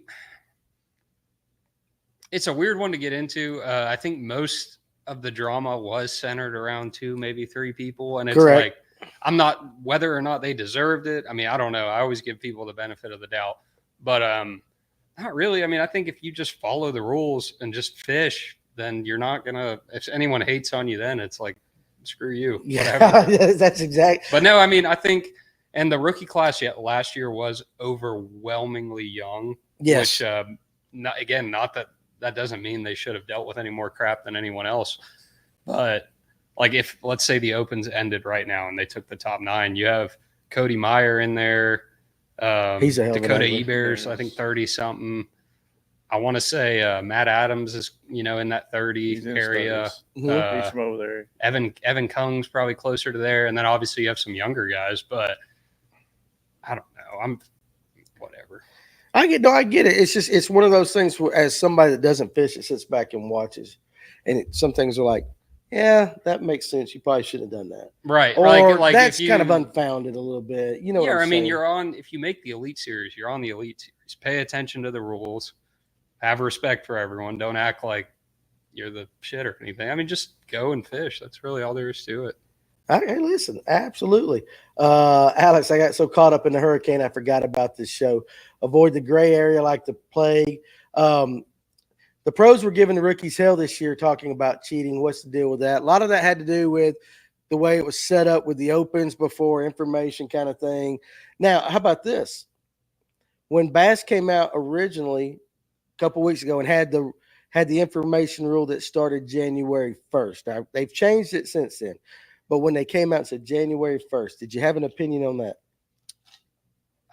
I don't care because I've never paid for a waypoint in my whole life, and I never would. Right. That's just not how I am. But I didn't care because it was like, I feel like whether that rule is a thing or not, like, I guess I'm glad they reversed it in the sense that you probably would have had some guys who wouldn't do that would have done it because they feel like they had to, because now you're allowed to. Right. So it's like you almost feel like you're missing the ball if you don't.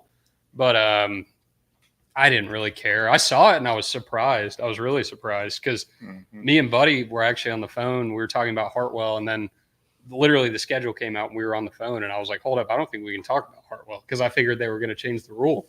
And then I saw they didn't, and I was like, oh, dang. Like, we can literally just talk to anyone. And for me, it's not so much that I'm concerned about getting info. I just want to make sure if I can have just regular old fishing conversations with people. Right. And now I obviously know I can't, which is a little stressful because, around everyone wants to talk about every lake and whatnot. But, but I don't care either way. I'm sure the guys who want to get info are probably going to get it some way or another. I think, I mean, I get what he's saying. Was it weird was it lacrosse? When y'all got that text? It was terrible. And not because, again, so they came out, I don't know if you're aware of this. I'm not. Fill me in. They came out with that rule, and we were all confused on how to interpret it because it was like, we obviously can't get info, but the Mississippi River and Hartwell is on the schedule next year, and we're at those lakes. So they ended up telling us that we couldn't talk to each other. So, like, at the Mississippi River, I couldn't talk to my roommates about what was going on.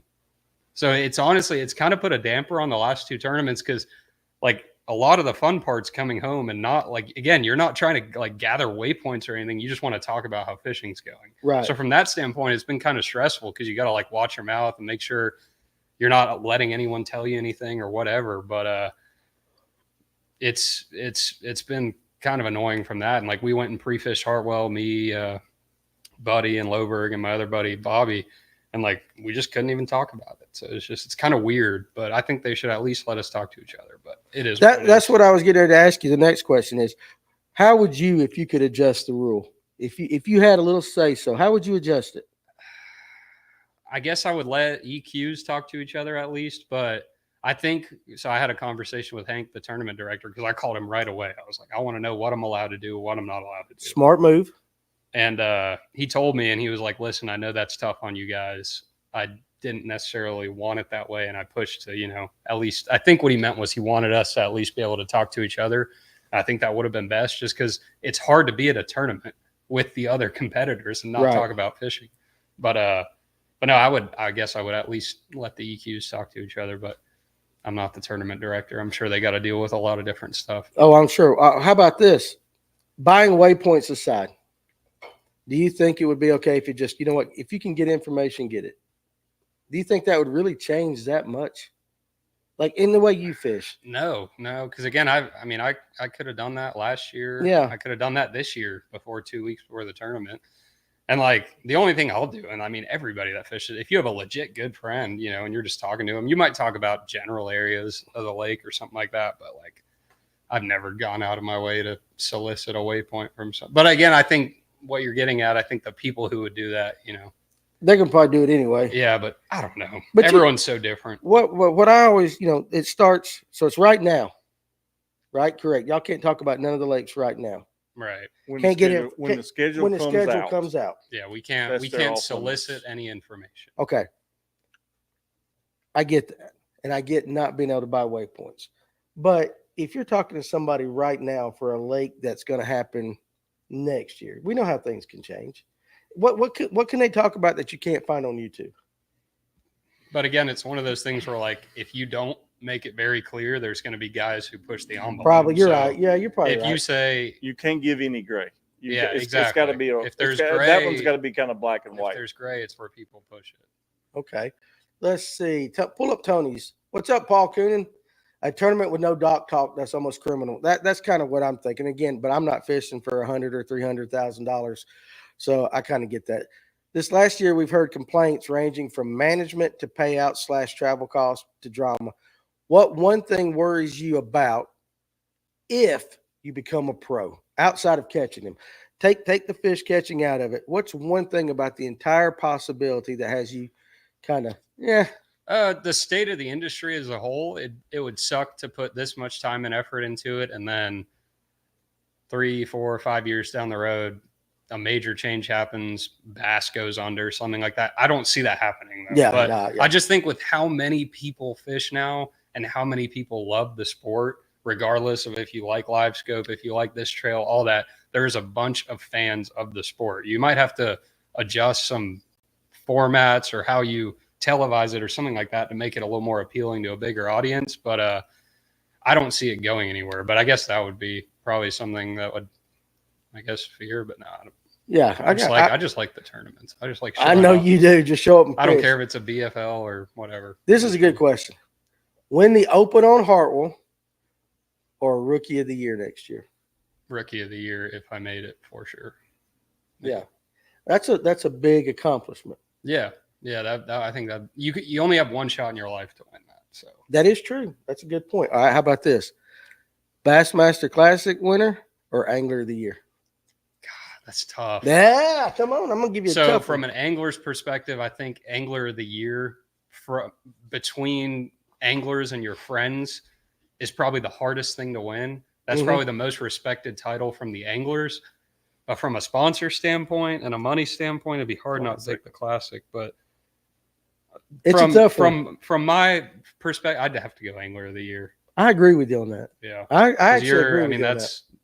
That's the whole season. You were the best the whole year, and not at one tournament. That's like saying, I mean, it's almost like, would you rather win the World Series or be, say, if you were the pitcher, the Cy Young? I mean, I'd rather, it's kind of like both are great accomplishments. Yeah. I don't know. Both. I think winning the World Series, because that's an accomplishment. Well, they're both accomplishments over a whole year, but I think I'd go with Angler of the Year. Yeah. Because that just shows you can fish your ass off all the time. Exactly. I could get now. I might not, but a guy like me that would you can get lucky for one tournament. Right. You can do that, but to do that, Tyler Trent, I like this comment. Emil, and again, this is us talking. This is not Emil talking. Emil will make the elites. He's a great angler. Can't wait to watch him hurt those guys' feelings. Tyler's a really good angler. I follow him on social media, and he fishes that Bugs Island area and wins a bunch of stuff over there. But he fished the All-American too. I think he got. Is he somebody we should know here? Top 5. I don't think he lives around here, but we can pipe really his good. ass in. We need to do that, Tyler. We need to get in touch with you on that. Ron wants to know: would Emil be in favor of A, end of the season smaller type of tournament that you qualify for by a good finish at each tournament on a smaller? Okay, let me read this damn thing again. Damn, Ron, this thing is a paragraph. Would Emil? I mean, Ron's smart. Yeah, and I bet you his English is perfect too, because he does this stuff for a living. Would Emil be in favor of a end of the season smaller type of tourney that you qualify for by good finish at each tournament on a smaller lake than the elites could fish a big tournament on? I'm going to guess what you're asking. Would you rather be on? I don't get it either. Ron, help us out. I think we're missing a little bit. Layman's terms, Ron. Layman's terms. Give us a simple thing. Emil's a great fisherman. I think if you make a top 10. Oh, like an AOY championship. So they used to, I don't know if that's what you're getting at, but they used to have an AOY championship. Like on a smaller lake. Like that was one of the coolest things ever, in my opinion. I would love if they brought Neely Henry area. Okay. I get what he's saying, though. Yeah. Now, it took me a second, Ron, and I had to have somebody explain it to me like that. What transducer are you running in the front of your Garmin? Just a regular LVS 34. The standard, the newer version of Livescope. It's not a saltwater one or anything. Yeah, they outlawed that too, didn't they? Mm-hmm. I've never used one anyway. But. So that was Hamner had one of those, right? I think a lot of the Japanese guys run them. Some of the guys. Scott Martin had one? Well, the big thing there was a lot of guys who would run 2 on the front going forward, and they'd have a saltwater and a regular. And like on a smallmouth lake or something, that saltwater, you'd have it on 300 or 250. And you weren't using it to catch fish, but you might see, there's something way out there at 250, and you'd ease that direction. So it was just like a locator. It was like it was just an added bonus. But no, I've never used it. Of all the changes in the rules that Bassmaster had this year, is there one you wish they'd reverse? The Open's format. Just opens format. I just think that I really like the way they had it now. But like you wouldn't go for the power pole kind of break. No, I've never had them. Again, that's one of those things I could have got a set and put them on my boat. I almost did, but I would have tore those things off so quick. Yeah. I mean, I'm pretty good at breaking stuff. So I'm really happy with the limits they came out with. If you were running a professional trail, how would you set it up? That's a loaded question. It is. That's why I asked it. I mean, how would you set it up? It wouldn't be all that different from what Bass would you go does. more? Would you stay Bass, but 50-50? Bass, but 50-50. Yeah, I think if a 50-50 schedule would please everyone, I'm all for it. But are you really worried about it pleasing everyone? Like, no, I mean, I wish we were still in a place in fishing where, and I don't know if, I wish we were in a place in fishing where there wasn't as much division and there wasn't so many pissed off people, but that might also just be nature of social media. So it's hard to say. And I was watching like Matt Pangrak's BTL. He had like a mega show the other night I was watching, and he had a good point I never thought of. I truly think a lot of the negativity right now is from Randy Blockett. I really do. Because if you think about it, he's got 100,000 like weaponized subscribers. And like, it's like a cult. We didn't have this 2 years ago, and he can go on there and say whatever he wants. And I truly think these people, they don't read anything Bassmaster comes out with. They don't read anything MLF comes out with. They just click on his stuff, and whatever he says is right. Like I was listening to one of his, I opened up one of his recent videos, and it was his response to MLF's rule changes, and he didn't even read the thing. And he said they haven't done anything with the high school level. They banned it at the high school level. Right. So then I was like, he didn't even read the whole press release. And I looked through his comments, and nobody called him out for being wrong on the info. So I was like, these people literally don't even know, and they're just getting it from him. So I as much as I hate to say it, I think he's a big part of the problem. But I agree with that. I just wish we didn't have so much negativity and division in the sport. And I don't think it's necessary either. I mean, you look at the elites and stuff, there's veterans killing it. There's young guys killing it. Yeah. Like it's the same as it's always been. There's some new technology. There's younger kids getting into the sport. And what I always say now too is like, does Livescope help that we learned it at a younger age? Yes. But the guys who are fishing the opens now and trying to qualify, I would be willing to bet there was hardly anyone. And I'm not saying that guys that are 40 now didn't work really hard when they were our age, but guys now work harder at fishing than I think people ever have in history. Yeah. I mean, it's like their whole lives. Yeah. So you're getting really good anglers at a young age. And no, I agree with that. That was kind of a long form answer to that. No, but I got in an argument with a guy on Facebook about you. Really? In the comment section of somebody's post, they were like, somebody had brought up Emil, and a guy put under, and because they were talking about the TAA. Somebody mentioned that you had a strong finish on the TAA. It was about Livescope. Yeah. And somebody brought up the TAA in your finish, and some guy put one hit wonder, and I'm like, the son of a bitch won the All-American. He's doing all this. Two-hit wonder. You're a two-hit wonder. But I got to arguing with the guy. We'll go with that. But he said one-hit wonder. But that's the thing. It's like you could be the best angler on planet Earth, and you're not. Win. You're never ever gonna not have a couple people who just, they get on whatever and comment some negative stuff, and that's just how it is now. And I think the best course of action for that is just to ignore it, honestly. Well, I couldn't. I had to call him out. I appreciate it. I did. I was like, that's my boy right there, dude. I got pissed. Well, somebody said it. I was listening to a podcast on that. I don't remember who it was. I don't know if it was maybe it was Chris Johnson, maybe. I don't. It might have been Mercer and the Johnston brothers. And they said, this was never a problem before social media when it was all sold at the ramp. Yeah. You're not going to walk up and tell Corey Johnson that he's huge. Yeah. You're just not going to walk up and say that to somebody's face. But you can. But you can sit there and type it on your phone with a fake username, and nothing ever happens to you. Yeah. And that's like a free pass. And what people don't also realize is if you have a YouTube channel, you get paid per 1,000 views. Right. The ads you see, the quality of the ads you see, and what advertisers are willing to pay is based upon your views.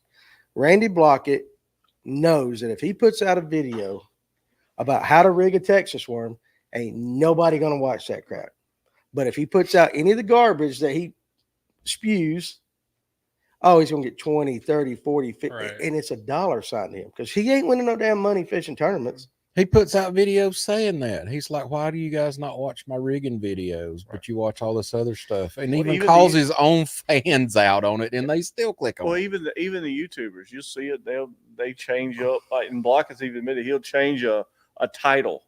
Like, I've clicked on some stuff like what happened now, and it's some dude just fishing, but the title got me to click on it. Oh, it's clickbait for sure. You know, and that's just kind of the way the world is. I wonder what the conversation is at his dinner table. I don't know. And it's like, I don't even like calling out people like that, but it's like for him, it's just when you're making that many people that negative, it's like, I feel like that's where you're kind of crossing the line. But did you see when the NPFL banned it, all his people in the comment section are like, this is a victory for you, Randy, and all this. And I'm saying, like, it's become like his whole personality. It's really weird. He needs to get laid. So, huh? He does. He's that one friend that comes to all the parties that's just always got the Eeyore just or, oh, well, everything's so bad. I could care less. Everyone's entitled to their own opinion. You should speak out about it if you want. But I just feel like with him, it's just different. Like he feels like it's like, he's like trying to get these people to just stir stuff up. And I just don't think it's good. You ever think he sits back and he's watching the comments? He's like, I got him. No, probably. I got him. Probably. Randy is all about clickbait, but unfortunately, he probably loves that we're talking about him right now. He probably does. He might, and I'm sure somebody 50 clicks off of this, and he might make a YouTube responding to this hillbilly podcast out of North Georgia. These guys don't know nothing. We're not educated. Now, I'm gonna tell you right now, spotlighting. That's the one thing he says that I can't stand. Because let's just say you hear that all the time. You know where it comes from. Yeah. Well, let's just say, listen, pre-Jesus, Danny. Like that, I might have spotlighted a time or two in my life back in my younger days. I'm not innocent or nothing. I can tell you, deer don't move. It ain't spotlighting fish. That fish still you don't swimming. Have to get a deer to bite. Yeah, you don't have to get a deer to bite. Deer's just looking at you like, ooh, those lights are pretty, and then pow. You know, all the hillbillies up here know all about that. Fish, to say it's spotlighting is disingenuous, but that's just me right there. So. Argument on Facebook. I'm so proud of you with that word. I know. That was a big word for Danny. Huh? That was a big word for you. What did I say? Whatever you just said. Yeah, I don't remember what I said. All right, we got any more questions? Let's see. Social media has changed the game, though. You know, but you got to have it too. I mean, you know, I just wish more people used it for educational, cool content and not drama. But drama gets the clicks. Negativity gets the clicks. So I guess I get it from that standpoint. From a business standpoint, it is. That's a business decision, business move. So social media has driven these young anglers to post daily catches and videos of it. In the past, tournament results were the proving grounds. Somebody said something the other day. I still think they are, though. I really do. I had a minute or like a little bit there where I was like, dang, tournament finishes just don't mean what they used to be. But then I talked to one of the head guys at Berkeley about it, and I really thought about it. And if you step back and take a look, like tournament finishes, like even if, like I always say, like take Wheeler and Connell, they have huge YouTube channels. But for them, like the baseline of everything that's caused all their success is still tournament finishes. Yeah. Tournament finishes still, I think, drive a lot of national sales. Like, so I still think tournament finishes are super important, but social media is definitely degraded it. Think about the stunner. Why does everybody know about the stunner? It's because Cherry. Yeah. Because Hank Cherry, and when he won what? He won a classic. Maybe two. On the Causeway.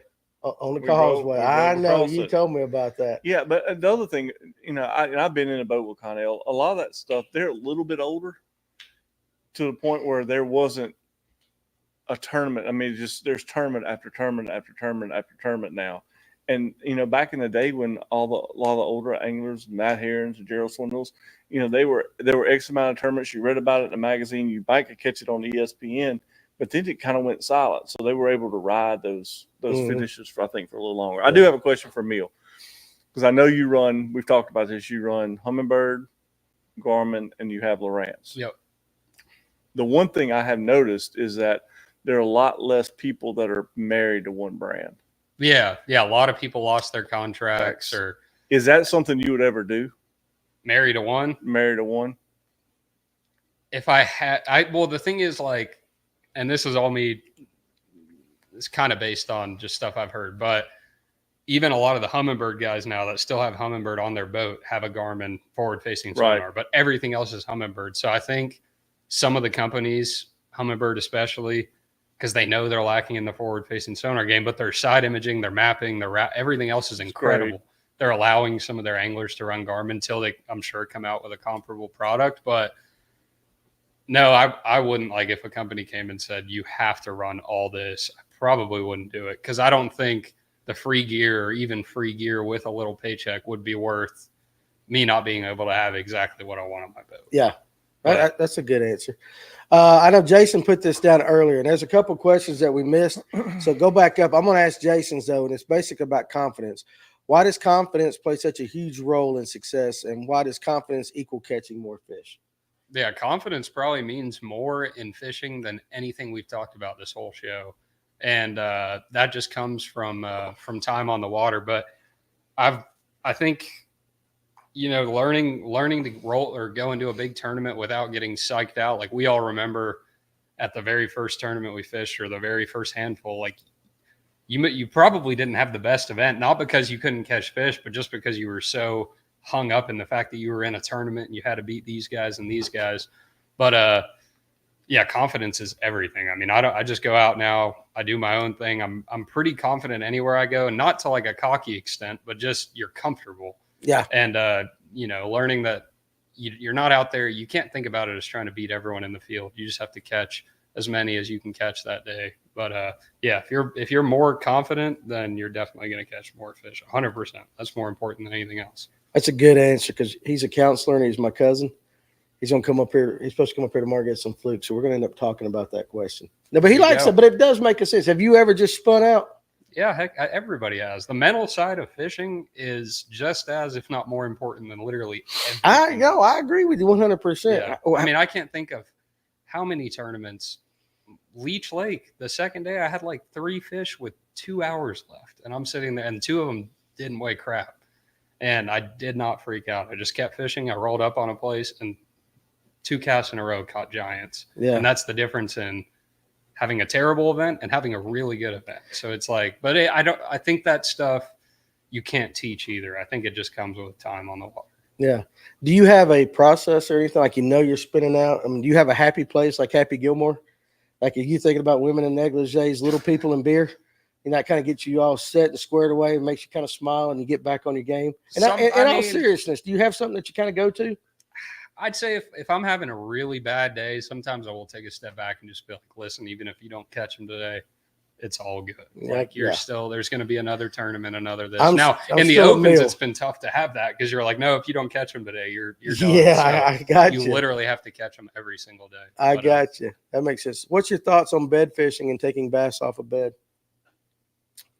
I think it's almost inevitable. You're going to have between March and June, if you're in smallmouth country, even July, you're going to have fish on bed. And I don't know, even if you came out with a rule against it, how do you police that? You could skip a wacky worm up near a bush and catch a 5-pounder on bed that you didn't see. So yeah, it's not my favorite thing to do in a tournament, but.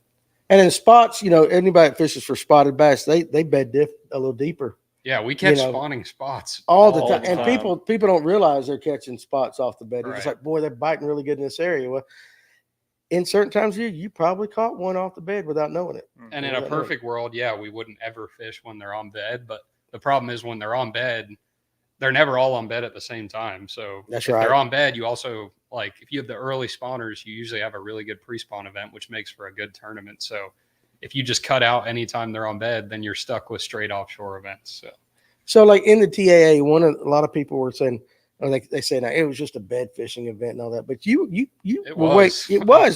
but nobody expected it because it was like a sudden thing. Right. But you brought in a lot of spots. Yeah, I had all spots except I weighed one bed fish in. It was my smallest fish the whole time. Yeah, so you definitely were like, there's spots on bed right here. I'm throwing to the bed. I mean, you were fishing that general area. And that pattern. There may have been a few of the ones I caught that were spawning, but it was too early. I don't think. Yeah, those were pre-spawn fish. Pre-spawn fish, and again, kind of like what you're saying, comes in waves. Yeah. comes in waves right there. So, Guy B, good question. You fish Lanier a lot. You're very familiar with the lake. How long will this bad weather mess up fishing on Lanier? So let's just take what we got. We got a hurricane coming in. We're going to get anywhere from 5 to 10 inches of rain, and then you got all that water coming down out of the mountains and the Chattahoochee into Lake Lanier. It's definitely going to change it a little bit. Not so much the cloud and the wind, because I think that's normal. If you could have fished yesterday, today, or I'm sure the next 2 days when that hurricane's going, probably some of the best days of the whole year. That's what I thought. Like, legitimately, these are probably going to be today and the next tomorrow are probably going to be 2 of the best days of the whole year. But after it, if we truly get, I don't know how much rain we're supposed to get, but if we get a foot, 2, 3 foot in Lanier, it will make it a little weird because it'll dirty up like the back halves of the creeks, and the fish can't see as good, so you can't call them up as good.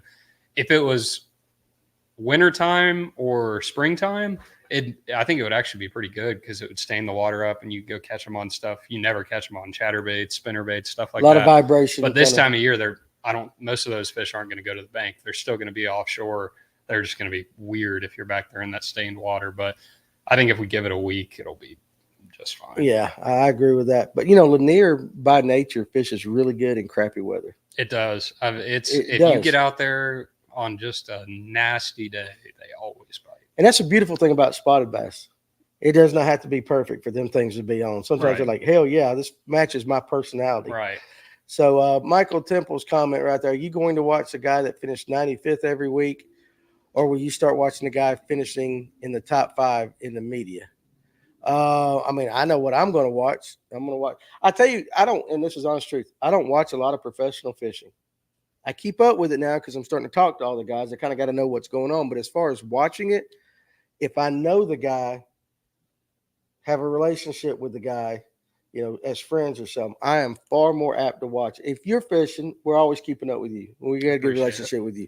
Yeah, you're all right. But even like Trent and Will Harkins, and then with the MPFL, I want to watch some guys. I follow everything. Right. I'll go check the results from a BFL I didn't even fish if it's around the house. I just like seeing how everyone did. And you like to see what the guys you know and how they did.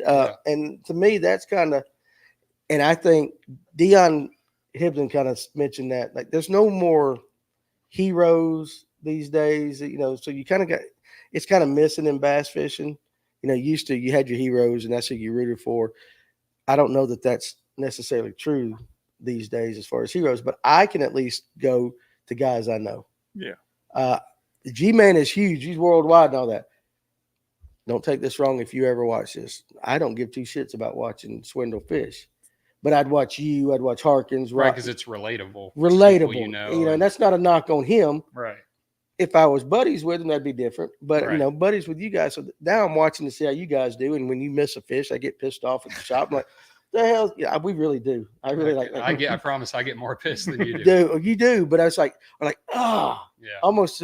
But it's that relational aspect that makes that 100%. kind of possible. So maybe that's something Bass needs to work on, is relationships. All right, we got new comments down there. Did I miss any questions in all these new comments there, Mr. Tim? I know you're working hard tonight. There's quite a few. Let's pull me up another question. Let's try this one. We got about 20 minutes left. So if you guys got questions, you better get them in right there. This man's got it. We got to get him home before the wind gets here. Has Livescope drove through a hurricane to get here? Did you really? No, it wasn't that bad. I'm about to say, I hope so. It's just rain. Has Livescope created an environment on Lanier specifically that has led to the resurgence of the largemouth, or is it just plain evolution? It's common knowledge. Most guys, now there are largemouth being caught deep on Livescope, but the majority of the guys I think are targeting spotted bass. And so by doing that, and with the popularity of Livescope and a lot of guys fishing offshore now, is that helping the largemouth shallow? I don't think so. Okay. Because I used to think that, and then I watched quite a bit of Todd Castledine stuff on YouTube, and he had a really good point. Because, I think to take a step back, a lot of the largemouth that are getting caught aren't getting caught on a frog on the bank. They're getting caught out there with the spots, and then guys are posting. Yeah. They're not getting caught in the back of a pocket. You might have some brim bed fish like Ryan. He probably goes out there and catches some of those. But he loves when the brim. But I think, because I've seen it year after year now, and every year I've caught more of them than I did the year before, and they're offshore with the rest of the fish. Mm-hmm. So it wouldn't really make any sense that there would be more out there because we're fishing out there more than we were before. Yeah. So I don't know. I don't think the bank fishing's got any better either from what I've seen. Because even if you have a largemouth that goes up on the bank, he was probably offshore at some point and got hit with Livescope and people throwing at him and whatever. So I don't think it would make the bank bite a whole lot better. Okay. Pull up a couple. Keep on going. There was a comment from, I believe his name was Brian. Yeah, right there. Really enjoy your channel. Lots of juice coming from here. Hey, listen, buddy, it's all about the guest and it's all about the comment section. So my job's easier. We just bring it to you. But I do appreciate the compliment. And I wanted to say thank you very much because that means a lot, because that's the only reason we exist, is to try to help everybody catch more fish. So thank you very much. And go share it with people. Tell them to watch us. They was going down. Now you can go back down. There's a lot of great comments. Far Dog right there. Danny, my son starts a college tournament on Sam Rayburn in the morning. With that being said, does Emil look forward to going to tournaments on historic big largemouth producer lakes versus up north smallie? So, okay. So if you got your choice between a largemouth lake that has just always put out big fish or going north for big smallmouth, which would you rather do?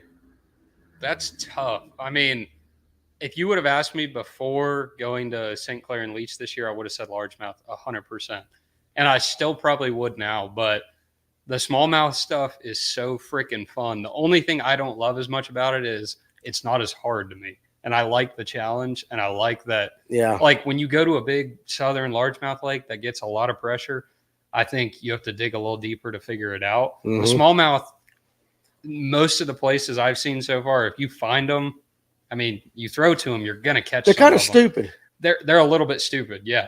Like Leech was the smartest ones I've ever seen, but St. Clair, it was like you just see them, throw to them, and catch them. Like it really, there was more to it than that, but yeah. It was not even a third as hard as what we do down here. So I would still pick a southern fishery because I like a high pressure situation. And southern fishery gets fished year round. A lot of them northern fisheries, you don't fish but 6 months out of the year. Yeah, they do get a break. Maybe not in the river sections, but a lot of them lakes do freeze over or whatever it is, or it's just too damn cold to go out and fish. I mean, there's tournaments. I mean, I fish Rayburn. I've been on Rayburn a ton. I mean, other than like August, where they kind of back off a little bit, there's tournaments on there. There's probably 300 or 400 tournaments on Rayburn a year. Yeah. Oh, I bet. And it's unbelievable. So Chris McClure, and you ain't got to pull back up. He says Stevie Ray Vaughan is greater than Eddie Van Halen. We're going to ban you from the page, Chris, because you don't know what in the hell you're talking about. You must be a Randy Blockett fan. No, I love you, Chris. Wow. I love Chris to death. He's a good kid. I have to give him hell. So. He knew how to poke you just a little bit. Yeah, you say anybody's better than Eddie Van Halen, you're going to poke the bear right there. So you just don't have any taste in music. Zach Lamb, on a herring lake, when they turn over, what patterns do you run right after the turnover? Pretty much the same patterns. It usually just gets way tougher. And before the turnover, you might have 200 places with fish on them. Once the turnover hits, it goes down to like 10. But what I have found is, for whatever reason, during the turnover, you might find a place that's literally got like 1,000 on it. They'll just be loaded up for whatever reason. So they bunch up a little bit. They bunch up, but it definitely gets a whole lot tougher. And I didn't know that. I didn't know they bunched up like that. That's what I've noticed. And throughout the turnover, like you can kind of, once it hits that southern end, like I'm thinking of Lanier specifically, like it'll go from the dam all the way to Baldridge and might fizzle out. And there'll be like pockets of water that aren't turning over. And I usually try to find them in those because in the turnover itself, it's hard to catch. It's hard. That makes sense. Emil, what's your favorite fishery that you would not have experienced without living the tournament life? Leech Lake for sure. Because like St. Clair was really fun, but I probably would have gone there on a fun fishing trip at some point. Yeah. But Leech, especially if you went up there without all the tournament pressure, it was the best frog bite I've ever seen in my life. You could catch them flipping. You could go out there and catch a monster smallmouth on a boulder. It had everything.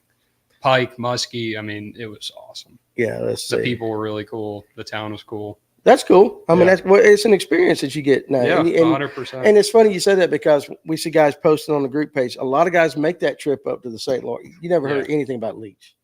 No, I mean, you don't. I never heard of it. There's your.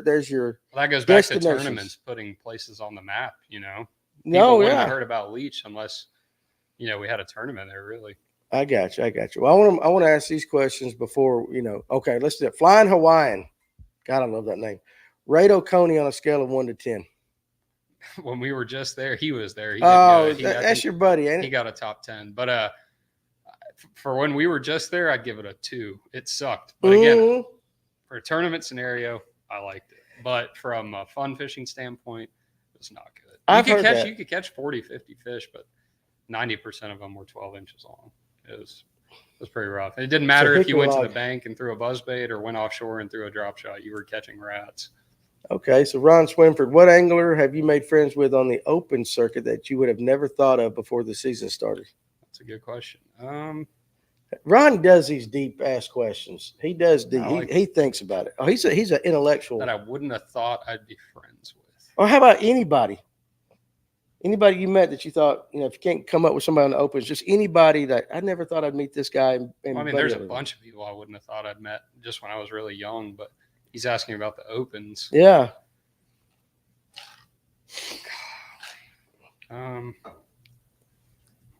You want to come back to that one, or let me think for a second. Think of that. Okay, so my cousin's back. What would you want to do for a living if fishing was off the table, other than a supermodel? Gosh, I don't know. I think about that sometimes because I don't know what I would do. Like if it wasn't for fishing, because my life revolves around it so much. But that's tough because your entire life does. I have no clue what I would do. Probably sales or something. Well, I get that. Have you ever thought about that? What do you do for a living? I'm a nurse. That's right. Have you ever thought about if I wasn't a nurse? Yeah. What would you do? I'd fish. Okay. Yeah, you're coming at it from the other right. point of view. What's your favorite lake overall?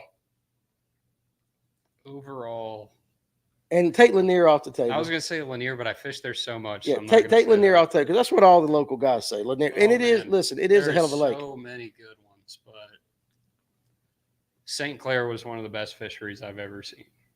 That was stupid. But Gunnersville is incredible. I went there with Justin.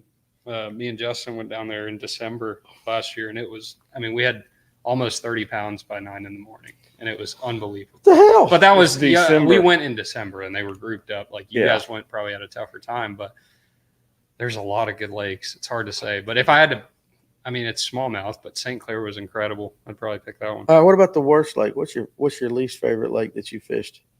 Least Santee Cooper, easy. Santee Cooper. Yeah, that's where I finished almost dead last. So what was so tough about that tournament? I missed the ball just really bad. It's a really good lake, so it's. What did you do wrong? Was it like what you thought was going to happen, and you stuck with it, or what? In practice, I wasn't catching very many, but they were really big, and I was fishing brush, a couple rock piles, shallow offshore cover, and I wasn't getting a lot of bites. But again, when you catch one, half the time it was like a 5 or 6 pounder. So I was like, well, even, I'd catch one and leave in practice. So I was like, even if I don't get that many bites, I was like, I'm going to get 5 or 6. And odds are they're going to weigh 18 plus pounds. But it was getting hotter and hotter every day. Big learning experience. I should have seen it coming. But by the time that tournament started, I remember the day before the tournament, I found this one brush pile that had like 13 or 14, and you could see them down there. They were giant bass. And the next day, every single one of them was gone. And I think every fish in that lake was thinking about spawning by the time it got there. And I missed the ball, but learned from it. You learned from it? Yeah. I want to ask this for the local guys. Going into from late fall or the fall transition into winter, what's the best way for these guys to target Lanier to catch fish? For the guy that doesn't get to go out there throughout the week, it's not spending, maybe he gets to fish 2 weekends a month. What's the best way for him to have some success on Lake Lanier from now through the winter? So what I always say is stay on the move. If you have Livescope, if you have whatever technology, work with what you have. But if you have Livescope, if you pull up on a point and there's a bunch of fish there, if you don't catch one in 10, 15 minutes, get out of there. You're probably not going to catch one. So if you stay on the move enough and throw baits, they bite. Right now, topwaters, flukes, Seville's, we say it all the time, but that truly is what, we catch them on. But once you get closer to, November, December, you can go out there with a shaky head, and that's literally all you need. I can't tell you how many 20-plus pound bags I've caught on a shaky head, and you don't have to overcomplicate it. You just have to get around biting fish. And if you're around them, you're probably going to catch a few, and then it's going to slow down, go find another good area. Just stay on the move. You can't go wrong with the shaky head. No. And I mean, it's the simplest lure. It's been around forever, but I can't tell you how many fish I've weighed on that thing. Oh, yeah. So we did this a couple of episodes ago. We got to talking about it. Emil, Danny, and I love good tunes. If you had a signature walk-up song, dude, like you're coming to this, we're gonna learn a lot about Emil right here. I have no idea. No, you got to come up with a song. We can't let you off. Like, what kind of music you listen to? Everything. That's the truth. Like, it's just whatever's hitting at the moment. But what are you into right now? I just add songs every week, whatever I hear that I like. But I mean, a lot of country, a lot of rap, a lot of rock. I really like Greta Van Fleet. Everything. I don't mind. You like Greta? Yeah, I love Greta Van Fleet. I can listen to some of that stuff. Really? How was that show? Really good. I really see, again, back to when they talk about the younger guys and they can't do this. I get, Greta can sing. I'm tired of people saying they sound like Led Zeppelin. You know what I'm saying? They get a lot of that crap, but they're pretty good. Even if they do, so what? Who gives? Yeah, no, 100%. 100%. Sal Pinto went with AC/DC. Yeah, I like that. Kevin said Thunderstruck by AC/DC. Like 72-year-old guy wants to come up to Thunderstruck. But if you see that, it shocked me. Far Dog, let's pull that comment up right there. Yeah, Emil, you have been an outstanding guest for all of us tonight. You have a great head on your shoulders, and you have earned a true fan tonight. Danny, you and the guys did a pretty good show too. Thank you, Far Dog. I appreciate it. We got honorable mention. There you go, Richie Rock and Roll. You got some taste. We get the honorable mention. But hey, listen, honestly, one of the things that attracted us to Emil a long time ago is, first of all, he's pretty humble person. And he is a good kid with a good, good head on his shoulders. And he's always been a great guest. And we've kind of evolved. Now we got good internet now, so you're not down there in the blur and everybody can just see how we're not down in the dungeon. We're not down in the dungeon freezing our ass off doing this. So I tell you what, with that, I'm gonna kind of bring the show to an end a little bit though, because I know you do got to get home and all that before the weather gets here. But seriously, if you make the elites, I promise you, at least here at Fish North Georgia, you're going to have guys screaming and rooting for you like that. And so it's always fun to watch you fish. And we'll do another show if it happens. If not, you might not see me. No, listen, that's fine. But let me I'll tell you what, if you qualify, we got to get Paul Marks Jr. up here too. He wasn't in town, but he'll come on. I know he said he would come if he wasn't traveling. Yeah. So he did travel, but I want to get you to, but it's really cool. And I'm not dumb. Making friends with these younger guys, because you guys are the future of the sport. Even if it's in sales or whatever, you guys are the future. We want to see, and he said it tonight. If he holds up the classic trophy, it's gonna be sitting over there. I don't want Dave Mercer getting the first pot. It may have to be a FaceTime interview. Right? I don't give a shit. Dave Mercer doesn't get you before me. Deal. I got it. So anyway, guys, we appreciate you guys watching this night. Emil, you've been a great guest. Thank you very much. Thank you for having me. Yeah, Tim. I always like talking fishing. I appreciate Dave you jumping on, like that. No problem. Tim, you did a hell of a job tonight because you was busy back there. I hope your fingers ain't sore. They're numb right now. I know they are like that. So, but guys, listen, we appreciate you. Now, next Tuesday, I'm drawing a blank. What's his name? I told you was coming on. Just won the last tournament. Cody Stahl. That's right. You know he is. I did not realize he was a Georgia boy. No. Yeah. So Cody Stahl won where was that tournament at? Mississippi River. He won the Mississippi River. He's down from south of Atlanta a little bit. So he's going to join us next Tuesday. And then I think he's going to at least give us an hour.